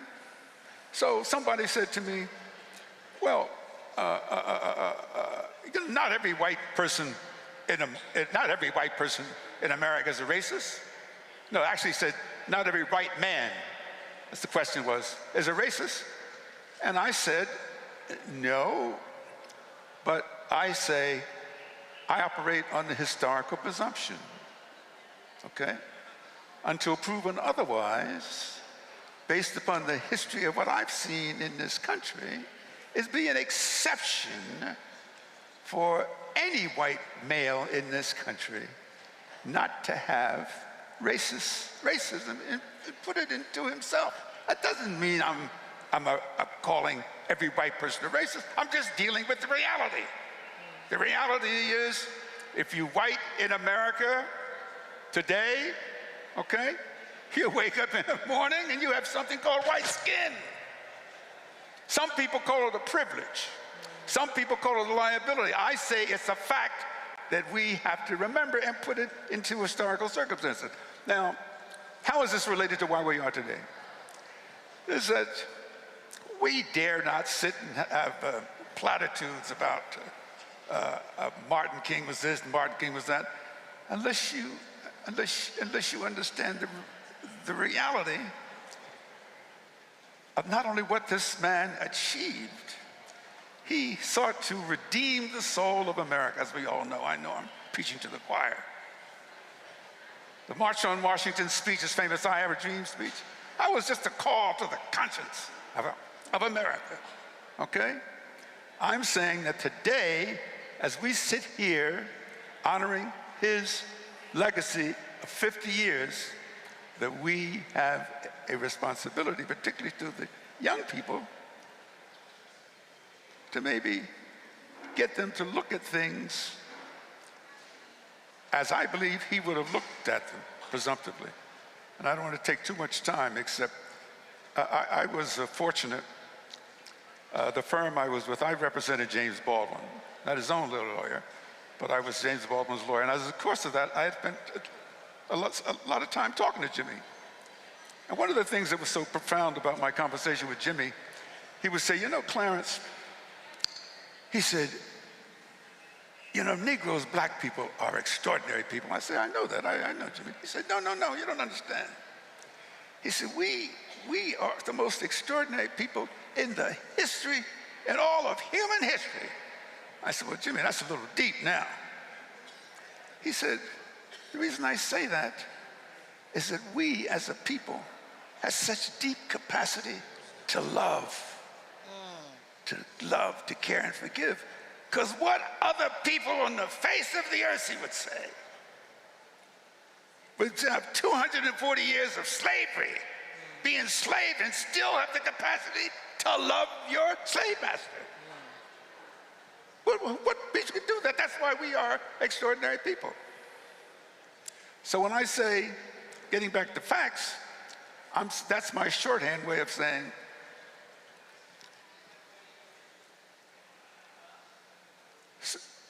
evaluating the history of what happened here 50 years ago until where we are today, and recognizing that Dr. King was a leader of a movement that involved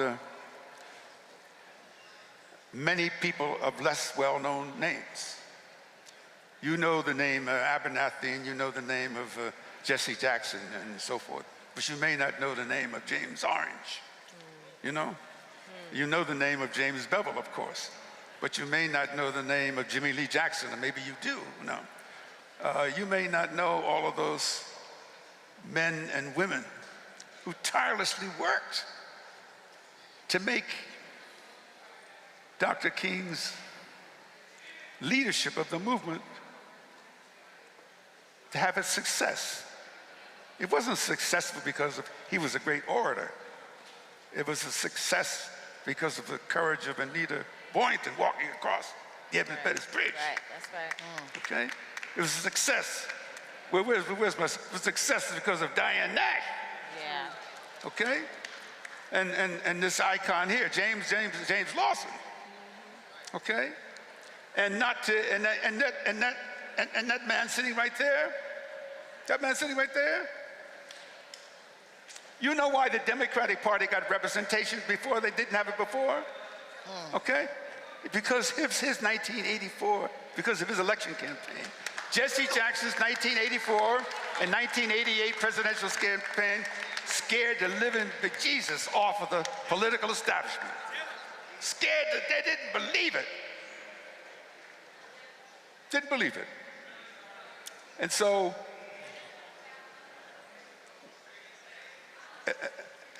we have a responsibility to talk facts and reality. And I'm sorry if I came down very hard, but I really feel this. I feel very pained. I personally feel pained I can't speak for anybody else. I'm not speaking for the civil rights movement. I don't pretend to speak for Martin Luther King Jr. I'm saying Clarence B. Jones, from the road that I traveled with this man, Martin Luther King Jr., and with Jesse Jackson and others, I can't compute. Oh my God, Barack Obama wouldn't have been president but for the legacy of Martin Luther King Jr. Would not have been president. Now, if you think I'm treating so harsh, fine. But somebody's got to tell you that is a fact. That's not fake news. That's not fake news. If somebody wants to offer me a rebuttal, say, oh, Obama would have been president, without the work of Martin Luther King Jr. No. He himself said it. I'm with him in the White House, graciously taking a picture with him, and he's grabbed my hand, and he said, but for you, John Lewis, C.T. Vivian, name some, I would not be in this Oval Office. So, my brother, where are you? Okay. Oh, what I always appreciated about when I would see Clarence and talk with him, and there were many conversations that we had, and elders like him, what they would often do is they weren't afraid to speak truth. They weren't afraid to say what other people were afraid to say. It didn't matter. For them, it wasn't all about, your titles and, I need to watch what I say. These were people who went through the battles. These were the people who stood tall. And they were willing to challenge power, whether they were black or white. And that, to me, is the lesson that we have to take away from the likes of Clarence Jones and so many others. And when I reflect on when I was going through all of these photos, Mustafa, and I was pulling my videos, that night in Memphis, 2018, Congressman John Lewis was on that stage, now an ancestor. Reverend James Lawson was on that stage, now an ancestor. Reverend Jesse Jackson Sr. on that stage, now an ancestor. Clarence Jones on that stage, now an ancestor. I came across a photo of Bernard Lafayette, now an ancestor. In fact, Reverend Jackson, Bernard Lafayette, Clarence Jones, we lost those three in the last 3 months. Those titans, I mean, when you talk about the people who were closest to Dr. King, the last left is I would say Ambassador Andrew Young. You have Bob Brown in North Carolina. And so what we have to always do is, one, show our love and appreciation for these freedom fighters. But now, and this is why we talk about those athletes now. This is why we talk about the movement now. 30 years from now, we should not only be talking about the names of Clarence Jones and others, but if this generation today does not put in the work, then the names will not be called. When the roll call is made 30 years from now, we're going to have to go back 80 years because the folk today didn't do the work. 100%. I mean, it is about Black excellence. It's about Black integrity, as our brothers shared. It is about doing the work, right? So last night, I was on the phone and we were having some conversations about the folks who have crossed over.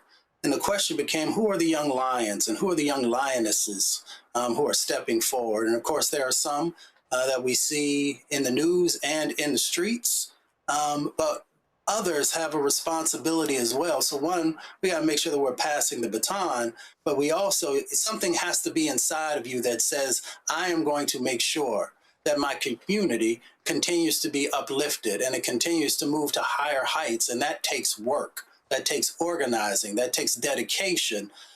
And we've got to make sure that, folks understand that, this is not easy.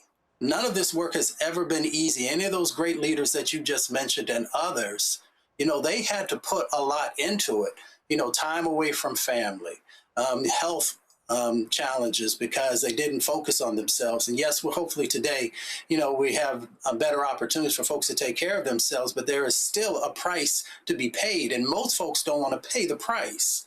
But the price also means that you are a person of integrity, that you are a person of excellence, and you've earned that. So I look forward to the next sets of generations. So many of us work with those folks who are coming up. But we need more because it can't just be a handful of folks. It has to be truly a movement filled with all kinds of folks bringing different types of skills, but it comes back down to that integrity and that excellence, which is really those core elements that will determine if you are going to actually be transformational or not. When we were in Montgomery, Joe, in the aftermath of the Supreme Court Louisiana versus Callais decision, the call was out and they said, we need a new generation of civil rights lawyers. We need a new generation of people who are not just securing the bag in so many areas. Because the battle that we are in today it is a social battle, it is a moral battle, it is a political battle, and it is a legal battle, and we need everybody on the battlefield. It's wonderful to have the privilege to do work actually good for the soul. And so there is something to being able to carry the torch forward. There's so many ways to carry the torch forward, for sure. But fundamentally, people need to be involved. Lawyers need to be involved. Community organizers need to be involved. Educators need to be involved so that truth is actually being taught. There are so many roles for us to play, for us to contribute to moving us forward. And so there's no reason why anyone with the mind to do so cannot do so. And what I want to encourage people is not everybody's a civil rights lawyer, and that's okay too. Yep. But there are ways that we can all contribute starting now. And starting is information, conversations in your household, in your domain, in your areas, in your churches, etc., and really moving things forward and aligning with churches, aligning with organizations that truly are moving forward, churches that are actually doing the gospel when it talks about doing justice, not just the gospel about, oh, I'm sitting still and I believe something. Your belief is going to turn into action if it's true belief. And so we have to have an all hands on deck approach to move all of us forward the best way that we can. And this is the time to do it. There's never been a more urgent time in our lifetimes. Brian, when I think about Andrew Goodman, Michael Schwerner, when I think about Viola Liuzzo, when I think about James Reed, William Lewis Moore, I mentioned Stanley Levinson. There were others. There were folks who were white who were engaged in this movement. When you think about those freedom workers as well, and there were some folks who said, man, no, don't have these white students come down here because if one of them gets killed, it's going to all come down on us. The moment we're in right now, and this is what I've been saying as we are embarking on Freedom Summer 2026, Freedom Fall 2026, where the goal is to register as many black folks as possible in the country, especially in the South, that there are white folks who need to be registered as well. And what I've said to white Democrats, white politicians, white progressives, don't just come to our marches and give speeches. How are you organizing and mobilizing white communities in Mississippi, Alabama, Florida, Tennessee, Georgia, North Carolina, South Carolina, Arkansas, Louisiana, Texas? That also has to be happening. Absolutely. Roland, we all need to play a role. People that look like me need to play a role. And I can't even begin to tell you, just over the last couple days, I think yesterday was the 6-year anniversary, sadly, of George Floyd being murdered. And I can't even begin to tell you how many people in this country that look like me still lie and say that George Floyd died of a drug overdose. And we have to be able to separate fact from fiction. We need to yell out and scream out truth and power to fiction. And Mr. Jones was talking about that a little bit in this part of the speech that you just played. People who look like me need to also spread the word We need to show a sense of leadership and need to organize. There's no doubt about that. There's no question about that.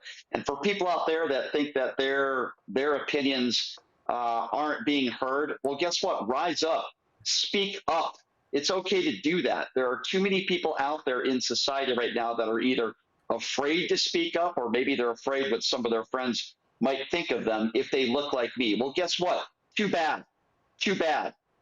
Just because you're white doesn't mean that you should be on the right side of history and speak truth to power. That's what I try to do on my show every day, and that's why it's an honor to always be with you guys and to be with you, Roland, on this show. I'm going to keep fighting the fight as long as others out there are willing to do the same, and that's what we need to do, no matter what the color of our skin is, and that's what I'm going to try to do every day. Absolutely. And so let me thank all three of y'all being with on the show today. Brian, Mustafa, and Joe, thanks a lot. Folks, we got a little bit more on the show. We got our Black Star Network headlines, and then I'll have my interview with Texas State Representative James Tallarico. It's a conversation you don't want to miss. Let's go to headlines right now. No. Once again, President Donald Trump is going after former President Barack Obama, but this time sharing a meme depicting Obama's mugshot. On Sunday, Trump reposted the AI-generated image on his social media platform showing the 44th president holding an arrest place card reading Barack Hussein Obama as part of a Brady Bunch-style grid. The picture includes 7 other people, such as Obama's former cabinet members, Susan Rice and Valerie Jarrett, and former FBI Director James Comey. Trump wrote, "This is bad. Sick group of people, very destructive to our great nation, caused tremendous damage through weaponization." Trump has repeatedly endorsed or amplified the idea of Obama being arrested on social media. And earlier this month, he reposted an unsubstantiated Democrat election interference claim that ended with "arrest them all, but first, Barack Obama." The Trump Justice Department is now deleting hundreds of press releases tied to the January 6th rioters from the DOJ website. The DOJ defended the move on social media, saying it was proud to reverse the DOJ's weaponization under Biden administration, claiming it was removing what it called partisan propaganda. Trump and his allies continue to reframe the January 6th defendants as victims instead of people being charged with attacking the U.S. Capitol. On his first day in office, Trump issued mass pardons for the rioters, and since then, FBI agents and DOJ officials connected to those investigations have reportedly been dismissed or fired. The administration is facing backlash over a controversial $1.8 billion so-called anti-weaponization fund that critics say could financially benefit the insurrectionists.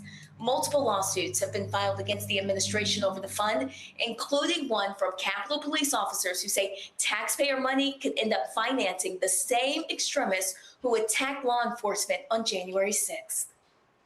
And the Supreme Court is refusing to intervene in a discrimination lawsuit led by former Black Miami Dolphins head coach Brian Flores against the NFL. Well, this move allows the case to proceed toward trial. The justices rebuffed an appeal from the league, which wanted the case handled through its arbitration process rather than open court in New York. Justice Brett Kavanaugh dissented from the decision not to hear the case. Flores sued the league and 3 teams in February of 2022, alleging the league was rife with racism regarding its hiring practices when it comes to Black coaches. He was later joined in the lawsuit by fellow Black coaches Steve Wilkes and Ray Horton. Flores was fired by the Dolphins shortly before the lawsuit was filed. He is now with the Minnesota Vikings. He's the defensive coordinator. Pharmaceutical company Eli Lilly has filed a civil lawsuit against several individuals affiliated with Memphis, Tennessee's Church of God in Christ and a network of pharmacies alleging a drug rebate fraud scheme. The lawsuit claims that between 2020 and 2025, the Kojic Church and its affiliated organizations, Drug Place and Community Health Initiative, defrauded Eli Lilly out of more than $200 million by submitting false rebate claims for Trulicity prescriptions. The church has denied any involvement in the alleged fraud and has said it's cooperating with the investigation. Eli Lilly is now seeking an injunction, restitution, and additional damages. 5 consecutive years of growth in enrollment at Maryland's Morgan State University are paving the way for new housing at the HBCU. State officials have approved new leasing agreements, adding over 300 student beds starting in the fall of 2026. Morgan State University says the expansion is a key part of its long-term housing strategy, reflecting its commitment to supporting student success and community growth. Having already added more than 1,800 beds through recent projects, the university hopes to house more than 5,400 students by the fall of 2026, representing more than 46% of the student body. Plans for additional housing upgrades are scheduled for the fall of 2028. And the jazz world is mourning the loss of legendary tenor saxophonist, 95-year-old Sonny Rollins. Rollins died Monday afternoon at his home in Woodstock, New York, according to his longtime representative, Terry Hint. He released more than 60 albums over 7 decades, including the groundbreaking 1956 classic saxophone Colossus. He also earned acclaim for albums like Way Out West and The Bridge. Rollins continued performing well into the 80s before retiring in 2014 due to health issues. And throughout his career, he earned 3 Grammy Awards, Kennedy Center honors, and an honorary doctorate from the Juilliard School. Former President Barack Obama honored Rollins twice in 2011, presenting him with the National Medal of Arts and later celebrating him at the Kennedy Center honors at the White House. Folks, don't forget to watch The Breakdown, Brittany Noble, every day, noon Eastern, right here on the Black Star Network. Again, The Breakdown, Brittany Noble, every day, noon Eastern on the Black Star Network. It is Election Day. Polls have closed in Texas today, where, of course, on the Republican side, you have U.S. Senator John Cornyn going against Texas Attorney General Ken Paxton for the United States Senate. Whoever wins that race is going to face Texas Representative James Tallarico for the United States Senate. I had an opportunity to catch up with him last week. Here is our conversation. Representative Tallarico, glad to have you back on Roland Martin Unfiltered. Let's jump right into it. What do you make of Donald Trump endorsing Ken Paxton, especially in light of this unbelievable, shocking plea deal his office cut with this man who sexually molested a boy, only getting a day in jail? You know, I was part of the bipartisan majority in the Texas House of Representatives that voted to impeach our corrupt attorney general, and more of his corruption is coming to light. But I honestly don't think it matters who comes out of this Republican runoff, because both Ken Paxton and John Cornyn have sold us out as Texans time and time again. Both of them are far more interested in serving their billionaire mega donors than serving the people of Texas. Both of them are two sides of the same corrupt coin. So our campaign already knows who we're running against. It's those billionaire mega donors in this corrupt system. And John Cornyn and Ken Paxton are both just symptoms of that disease. And so we're going to stay focused on running against this broken system, this broken politics, this broken economy, because I think that's really at the heart of the matter.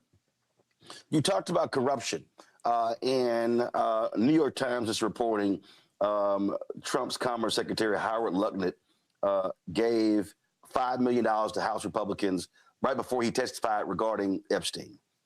Donald Trump, massive amounts of trades, and the slush fund for people who were insurrectionists on January 6th.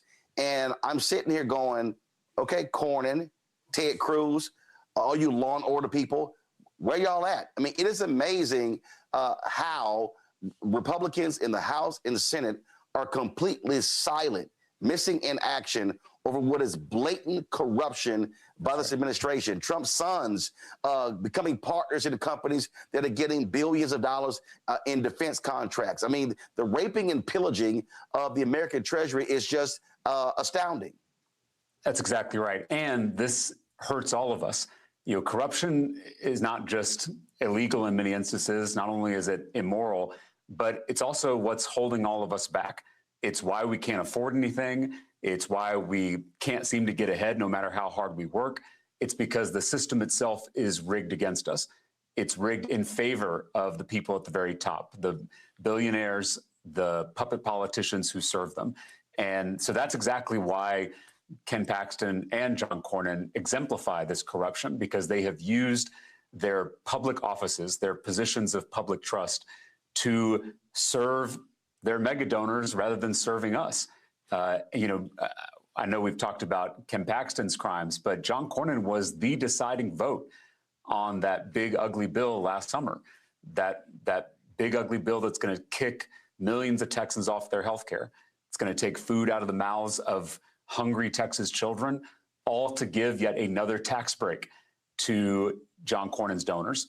So I want us to focus not only on the illegal corruption, which is, I agree with you, egregious and outrageous and must be held accountable, but I also want us to recognize the legalized corruption, which is when these politicians are able to curry favor and do the business of the people who donate to their political campaigns rather than doing our business. And we have to tackle both of those forms of corruption in this campaign. It's interesting for me to watch some of the commercials, the ads of Republicans running in Texas, saying that we need to change government leadership, and I'm confused. They've, I'm still a registered voter in Texas. Right. My parents are in Texas. My brother and two sisters are in Texas, and I'm trying to understand. They've been in power. They literally control the state top to bottom for almost 30 years. Who in the hell are they talking about? Exactly. No, that's right. And this is what the point I've been trying to make on the campaign trail is one party rule is always bad, whether it's the Republican Party, which is what we've had in Texas for 3 decades, or whether it's the other party, whether it's in blue states, because one party rule always leads to extremism and corruption because there's no accountability, because there's no competition. Competition is a good thing. It's good in business, it's good in sports, it's also good in politics, because when politicians feel like they've got to compete for every vote, when they're kept on their toes, that leads to better public policy. Roland, you know that I was able to flip a Trump district in Williamson County, Texas, back in 2018. I was part of a group of 12 Democrats who flipped red seats in the state house. And after we did that in 2018, in the very next legislative session in early 2019, suddenly the Republican Party in the state legislature was focused on improving public education and raising teacher pay and expanding health care. So they were on their best behavior because they were worried that they were going to get kicked out of office. And so that's why it's so important that we have competitive elections. That's why it's so important we protect voting rights and we ban these racist redistricting maps, because when people don't have a free and fair election, politicians are able to serve their billionaire donors, are able to consolidate wealth and power for themselves at our expense. And so, yes, this one-party rule is why we have the corruption we have in the state of Texas. You talked about flipping a seat, a Trump seat there in Texas. What we have seen over the past couple of years, we've seen Democrats have success across the country in similar situations, a tremendous turnaround. In fact, in Texas, we've seen local school board races where people are turning back these Moms for Liberty right-wing zealots who were banning books and things along those lines. You got on the national level, you got these progressive podcast bros saying Ken Martin needs to resign, where Ken Martin keeps saying we have to invest top to bottom. We must invest in national races, state races, and local races. What do you sense is going on in terms of when you see these Democratic wins that don't get attention on the national level, but clearly mayoral races in Miami, in Boca Raton, and other places? What do you think is going on here where Democrats are seeing success in these lower level races? And in Tarrant County, Texas, Fort Worth, Texas, we were able to win a district in the state Senate that Donald Trump won by 17 points in the last election. And so we're seeing this across the state of Texas, across the country. There is a backlash to the extremism and the corruption that people are seeing in our government. It includes people who voted for the president in 2024, including a lot of young people across the state of Texas who voted for Donald Trump because they thought he was going to lower costs. They thought he was going to end the forever wars. They thought he was going to release the Epstein files. They thought that he was going to finally put working people first by draining the swamp. And on all counts, he has done the exact opposite. He has raised prices. He has started new forever wars.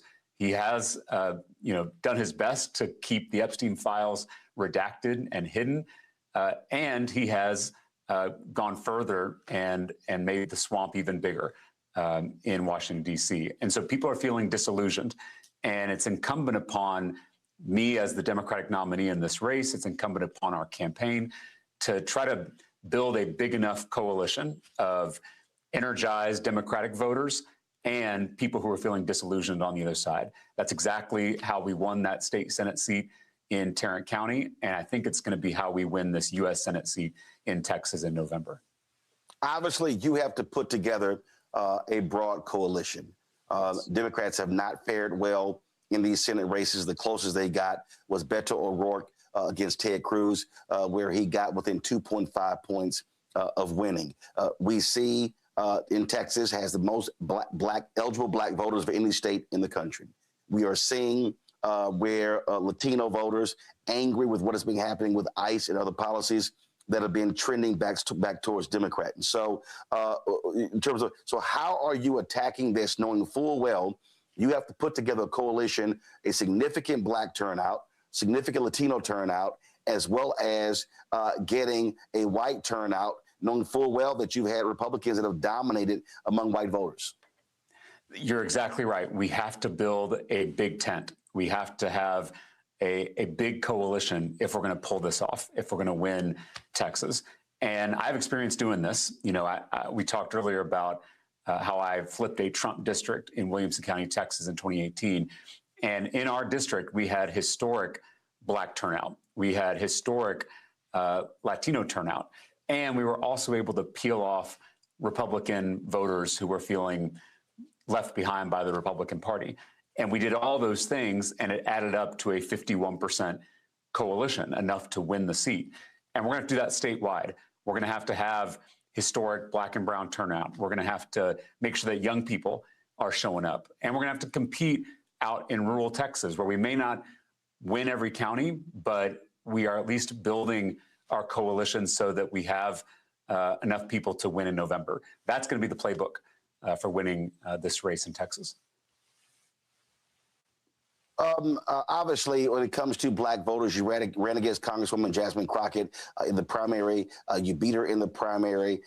And look, there's going to have to be work there to get her supporters to back your candidacy. And so what has that outreach been? What does it look like? And not only that, just yesterday, I had a Black Men Vote on my show, and they had a survey that was done of more than 1,600 black men between the ages of 18 and 45, and talking about their concerns, their issues, very specifically, talked about that 19, 20%, some people given that black men voted for Donald Trump. And so, what is the message that you are speaking to African Americans in Texas that will get them to not only vote for you, but vote for you in significant numbers? Yeah, this has been our top priority since the primary, is healing the divisions from that race and bringing our coalition back together. And it's my responsibility as the Democratic nominee to earn the trust, earn the respect, earn the votes of every black Texan. You know, the Democratic Party has a history of taking black voters for granted, of assuming that black Texans, black Americans are going to show up and vote for Democratic candidates. The fastest way to lose any election is to take voters or take communities for granted, to assume that they're just going to support your party or support your candidate. And our campaign is doing the exact opposite. I am out there treating every black voter as a swing voter, The same is true in the Latino community. The same is true with young people. We are, as a campaign, actively showing up, listening to, investing in Black communities. And I've been honored to worship in Black churches across Texas. I've been honored to meet with Black elected officials and Black community leaders across the state. We did a tour of our HBCUs. We held a town hall at Prairie View A&M, and then I was honored to give the commencement address at Paul Quinn College, the oldest HBCU in Texas. And so we've got a lot more work to do, but this is the priority of our campaign at the current moment. Speaking of that Black Men Vote poll, economics, entrepreneurship jumps out. There in Texas, you had Republicans that got rid of the Texas Hub program. That was actually put in place by Republican Governor George W. Bush. That was highly successful, and Greg Abbott and Dan Patrick, they gutted that, and that's denying economic opportunities for African Americans. In the last year, Biden-Harris, Black African Americans got $10 billion in federal contracts, only 2%. But it was also a record number. Well, under Trump, that's now gone down to 1.2%. And so speak to what your plan is if you were elected to the United States Senate to drive economic opportunities, entrepreneurship opportunities, providing pathways to access to capital for African Americans, because that's the one thing a lot of folks, younger folks, millennials and Gen Z are really focused on, being entrepreneurs, being owners. That's exactly right. And it's getting so hard to do that. I had a roundtable with Black business leaders in the Dallas-Fort Worth area, and I heard directly from Black business owners about the pressures from this new tariff regime that's making it even harder for small business owners. You mentioned the HUB program being eliminated. That has also added extra burdens and denied a lot of young Black entrepreneurs from getting the capital that they need. And so, yes, this is a major concern that I'm hearing across the state. It's something I care a lot about because, as you know, when Black businesses are successful, our Black communities are successful. And they are actively, our current leaders in the state of Texas and nationally are going after our Black businesses. They're also going after HBCUs. Something I heard a lot about at Prairie View A&M was the disparity in funding between HBCUs and institutions with similar percentages of low-income students. And so we are actively preventing young Black Texans from achieving their fullest potential, from giving the gifts that they were created to give. And as an educator, as someone who started his career in public service teaching Black and brown students on the west side of San Antonio, this is deeply personal to me. These are my students that are out there struggling to get a degree or start a business, and our government, our public policies are holding them back. And it's why I think we need a teacher in the U.S. Senate. We need a champion for all Texans, for all of our communities, representing us in the halls of power in D.C. You mentioned earlier the racist gerrymandering that's going on, voting rights as well. We see the attacks on the Voting Rights Act. And so Texas was ground zero for Donald Trump stealing 5 seats that led to this battle that's going on all across the country. And so how are you making the case to voters? Because one of the things, because what I keep saying is that you can't just talk about losing political power. What you have to talk about is that when you lose political power, when you go from 4 African-American members of Congress in Texas to 2, that's loss of millions and billions of dollars flowing back to communities because if those are Republicans, they're not going to have the same agenda as Democrats, especially Black Democrats, for Black communities. That's exactly right. It's not just political power. We also lose economic power.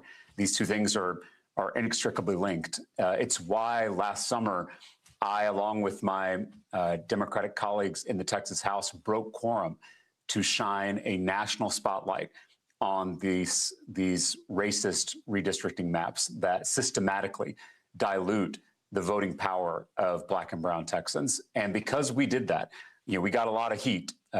We were threatened with removal from office. We had bomb threats and death threats. But by taking that extraordinary action of breaking quorum, we shined a national spotlight on this racist redistricting scheme. And in the process, convinced California and Virginia and other states to join this fight and cancel out the gains made with these racist maps. And so I'm so thankful that the nation is paying attention to this issue finally, because it is at the heart of this systematic assault on our democracy, on the American experiment. Again, I believe that these rights at the ballot box are not given to us by politicians. They are God-given. They are inherent to every single human being, and it shouldn't matter the color of your skin or the zip code that you're born into. All of us have the right to shape our own destinies, to make our voices heard in this democratic process, and that's what's at risk here. And when our voices aren't heard, then we are locked out of power, both political power and economic power. And so I've said that the first bill that I want to file when we win this seat in the U.S. Senate is a national ban to end gerrymandering once and for all in every state in the union, whether it's a red state or a blue state. I've also said that we should pass the John Lewis Voting Rights Act. We got to do these things at the very beginning. There are a lot of issues we face: education and healthcare and jobs and the economy, all critical issues.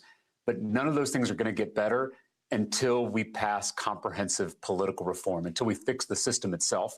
And that has to include a ban on racist gerrymandering schemes like the one we have in Texas, and it should include federal voting rights protection like we see in the John Lewis Voting Rights Act. Housing is a critical issue. Because of the home foreclosure crisis in 2008, 2009, we built fewer houses between 2010 and 2020 than we did since the 1930s. Here we are in this next decade, and we're still behind housing. What specifically is your plan when it comes to affordable housing? Because it's a serious issue in Texas. We've seen skyrocketing home prices. Homes that normally would be in $90,000 to $150,000 now cost $250,000, $300,000 to buy. Roland, you'll know the term starter home. I was chatting with the Gen Z members of our campaign team. I'm like the oldest person on our campaign team, which is a good thing. But I was talking to them about housing policy, and we were developing our platform around this issue. And I used the term starter home, and I just got blank looks from every Gen Z member of our team. The idea that you could afford a home in your 20s or in your 30s is a completely foreign concept now. We talked about the economic obstacles in the way of Black Texans, particularly Black young Texans. Gen Z, they were promised that if they worked hard, if they played by the rules, if they went to school, if they studied, that they could live the American dream. And now that dream is slipping out of reach for young people across Texas, including young Black Texans. And home ownership is an essential part. It is a cornerstone of that American dream. Because just think about it. If you can't afford to own a home, then it's harder to start a family. It's harder to put down roots. It's harder to build wealth. And so that dream of home ownership is such a critical part of the American dream. And I've actually led on this issue in the state legislature. I was able to bring both parties together to pass a major bill that reduces the cost of housing in the state of Texas. What it does is it allows for us to start building a form of housing that's really popular in most other countries around the world. It's called single stair housing. But here in Texas, our outdated building code requires that new housing developments, whether they're apartments or condos, have 2 stairwells. They say it's for fire safety, but nowadays there are plenty of ways with sprinklers and alarms to keep people safe in a complex that has 1 stairwell. And so what we did is we passed a bill to repeal that outdated part of the code. Now Texas is starting to build single stair housing complexes, which is going to dramatically reduce the cost to build these new housing units and hopefully increase the supply. Because ultimately that's got to be our goal, is building more supply. And sometimes that's going to mean repealing parts of the building code that are outdated and unnecessary and overburdensome. And it's going to require things like zoning reform to ensure we have more inclusive zoning in our cities, that we eliminate the vestiges of redlining and therefore make it easier for folks to live in the neighborhood of their choosing. And so I think if we do all those reforms, zoning reform, outdated building code, increasing the supply, then we can make homeownership a dream that's achievable for everybody. Food prices. Folk talk about what is affordable gas prices. What actually can a U.S. senator do to impact food prices and gas prices?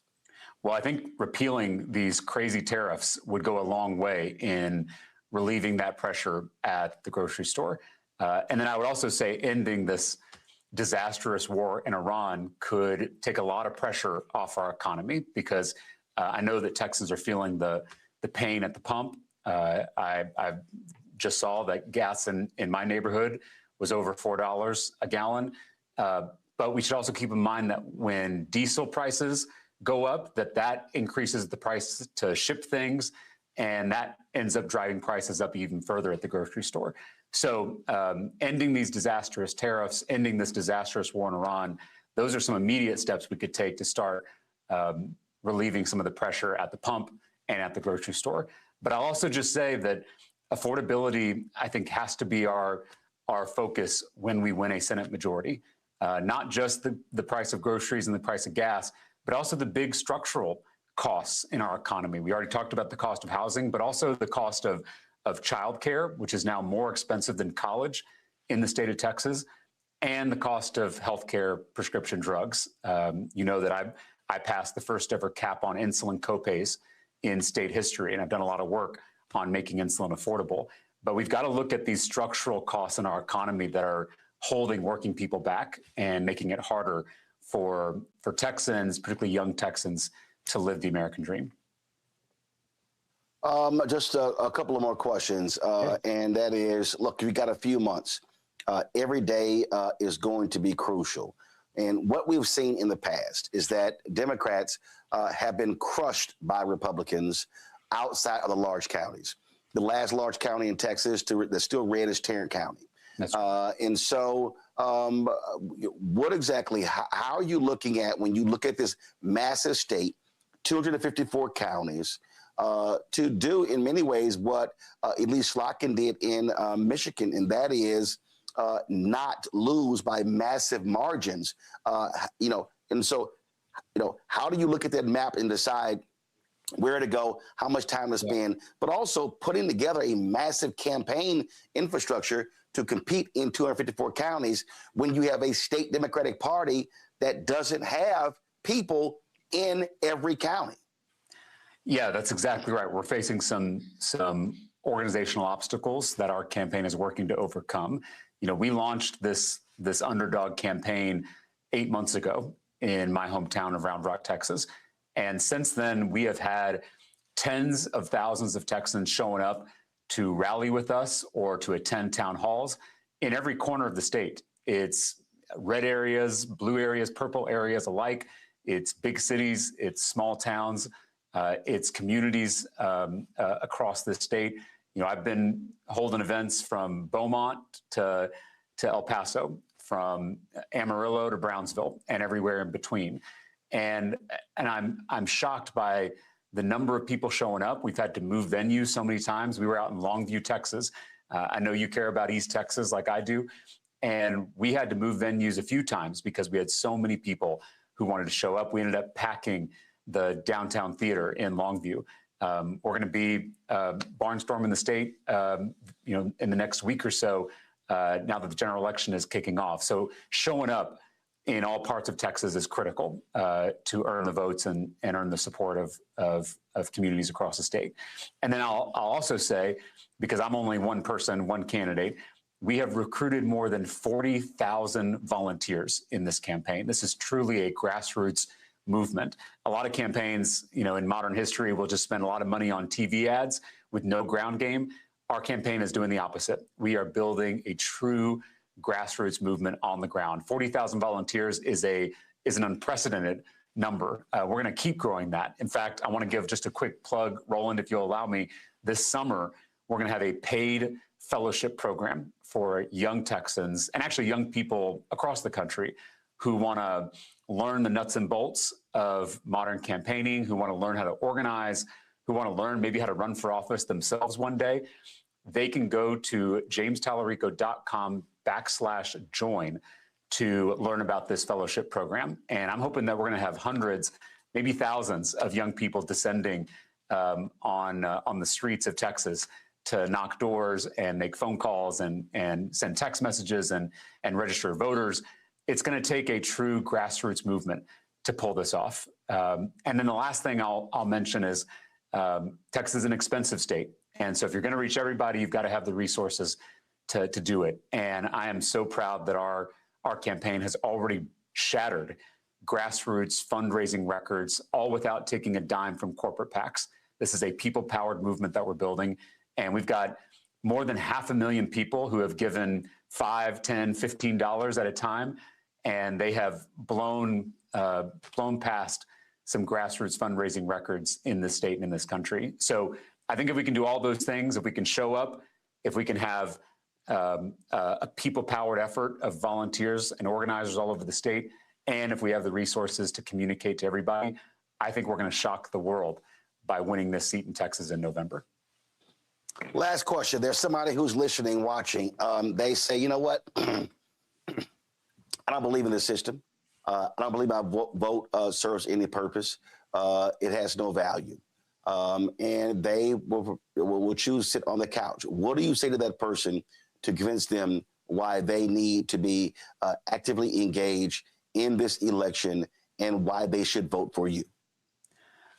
You said that a lot of people think that politics is corrupt, and you're not wrong about that. Politics is corrupt, but it doesn't have to be. What I'm trying to convince people of is not that politics isn't corrupt or that the system's not broken, because the system is broken, the system is corrupt. What I'm trying to convince people of is that we together have the power to change it. They wouldn't be trying so hard to stop you from voting if your vote didn't matter. And so, yes, I know that things are dark right now. I know that. But a little bit of hope is a dangerous thing. Inside every cynic is a wounded idealist.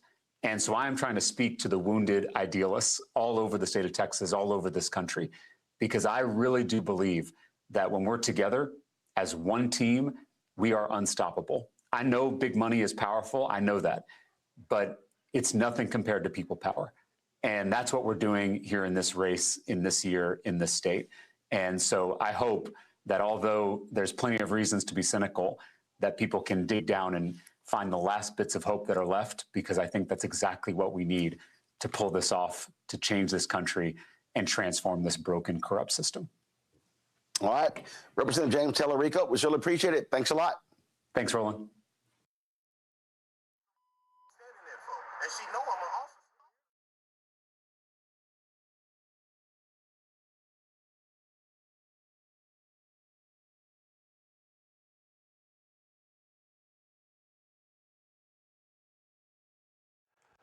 All right, folks. That was my conversation with James Tellerico.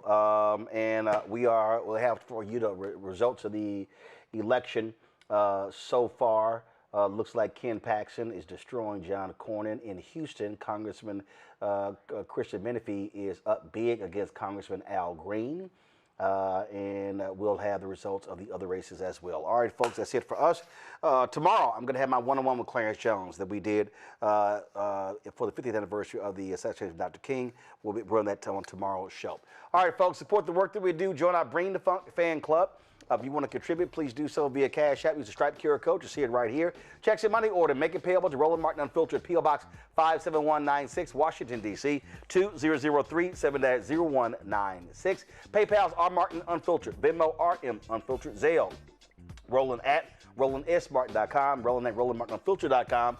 Download the Black Star Network app. Apple phone, Android phone, Apple TV, Android TV, Amazon Fire TV, Roku, Samsung Smart TV. Be sure to get our Roland Martin Unfiltered swag. You can get that, of course, at shopblackstarnetwork.com. Hats, T-shirts, hoodies, all that good stuff. Shopblackstarnetwork.com and get all these black-owned products.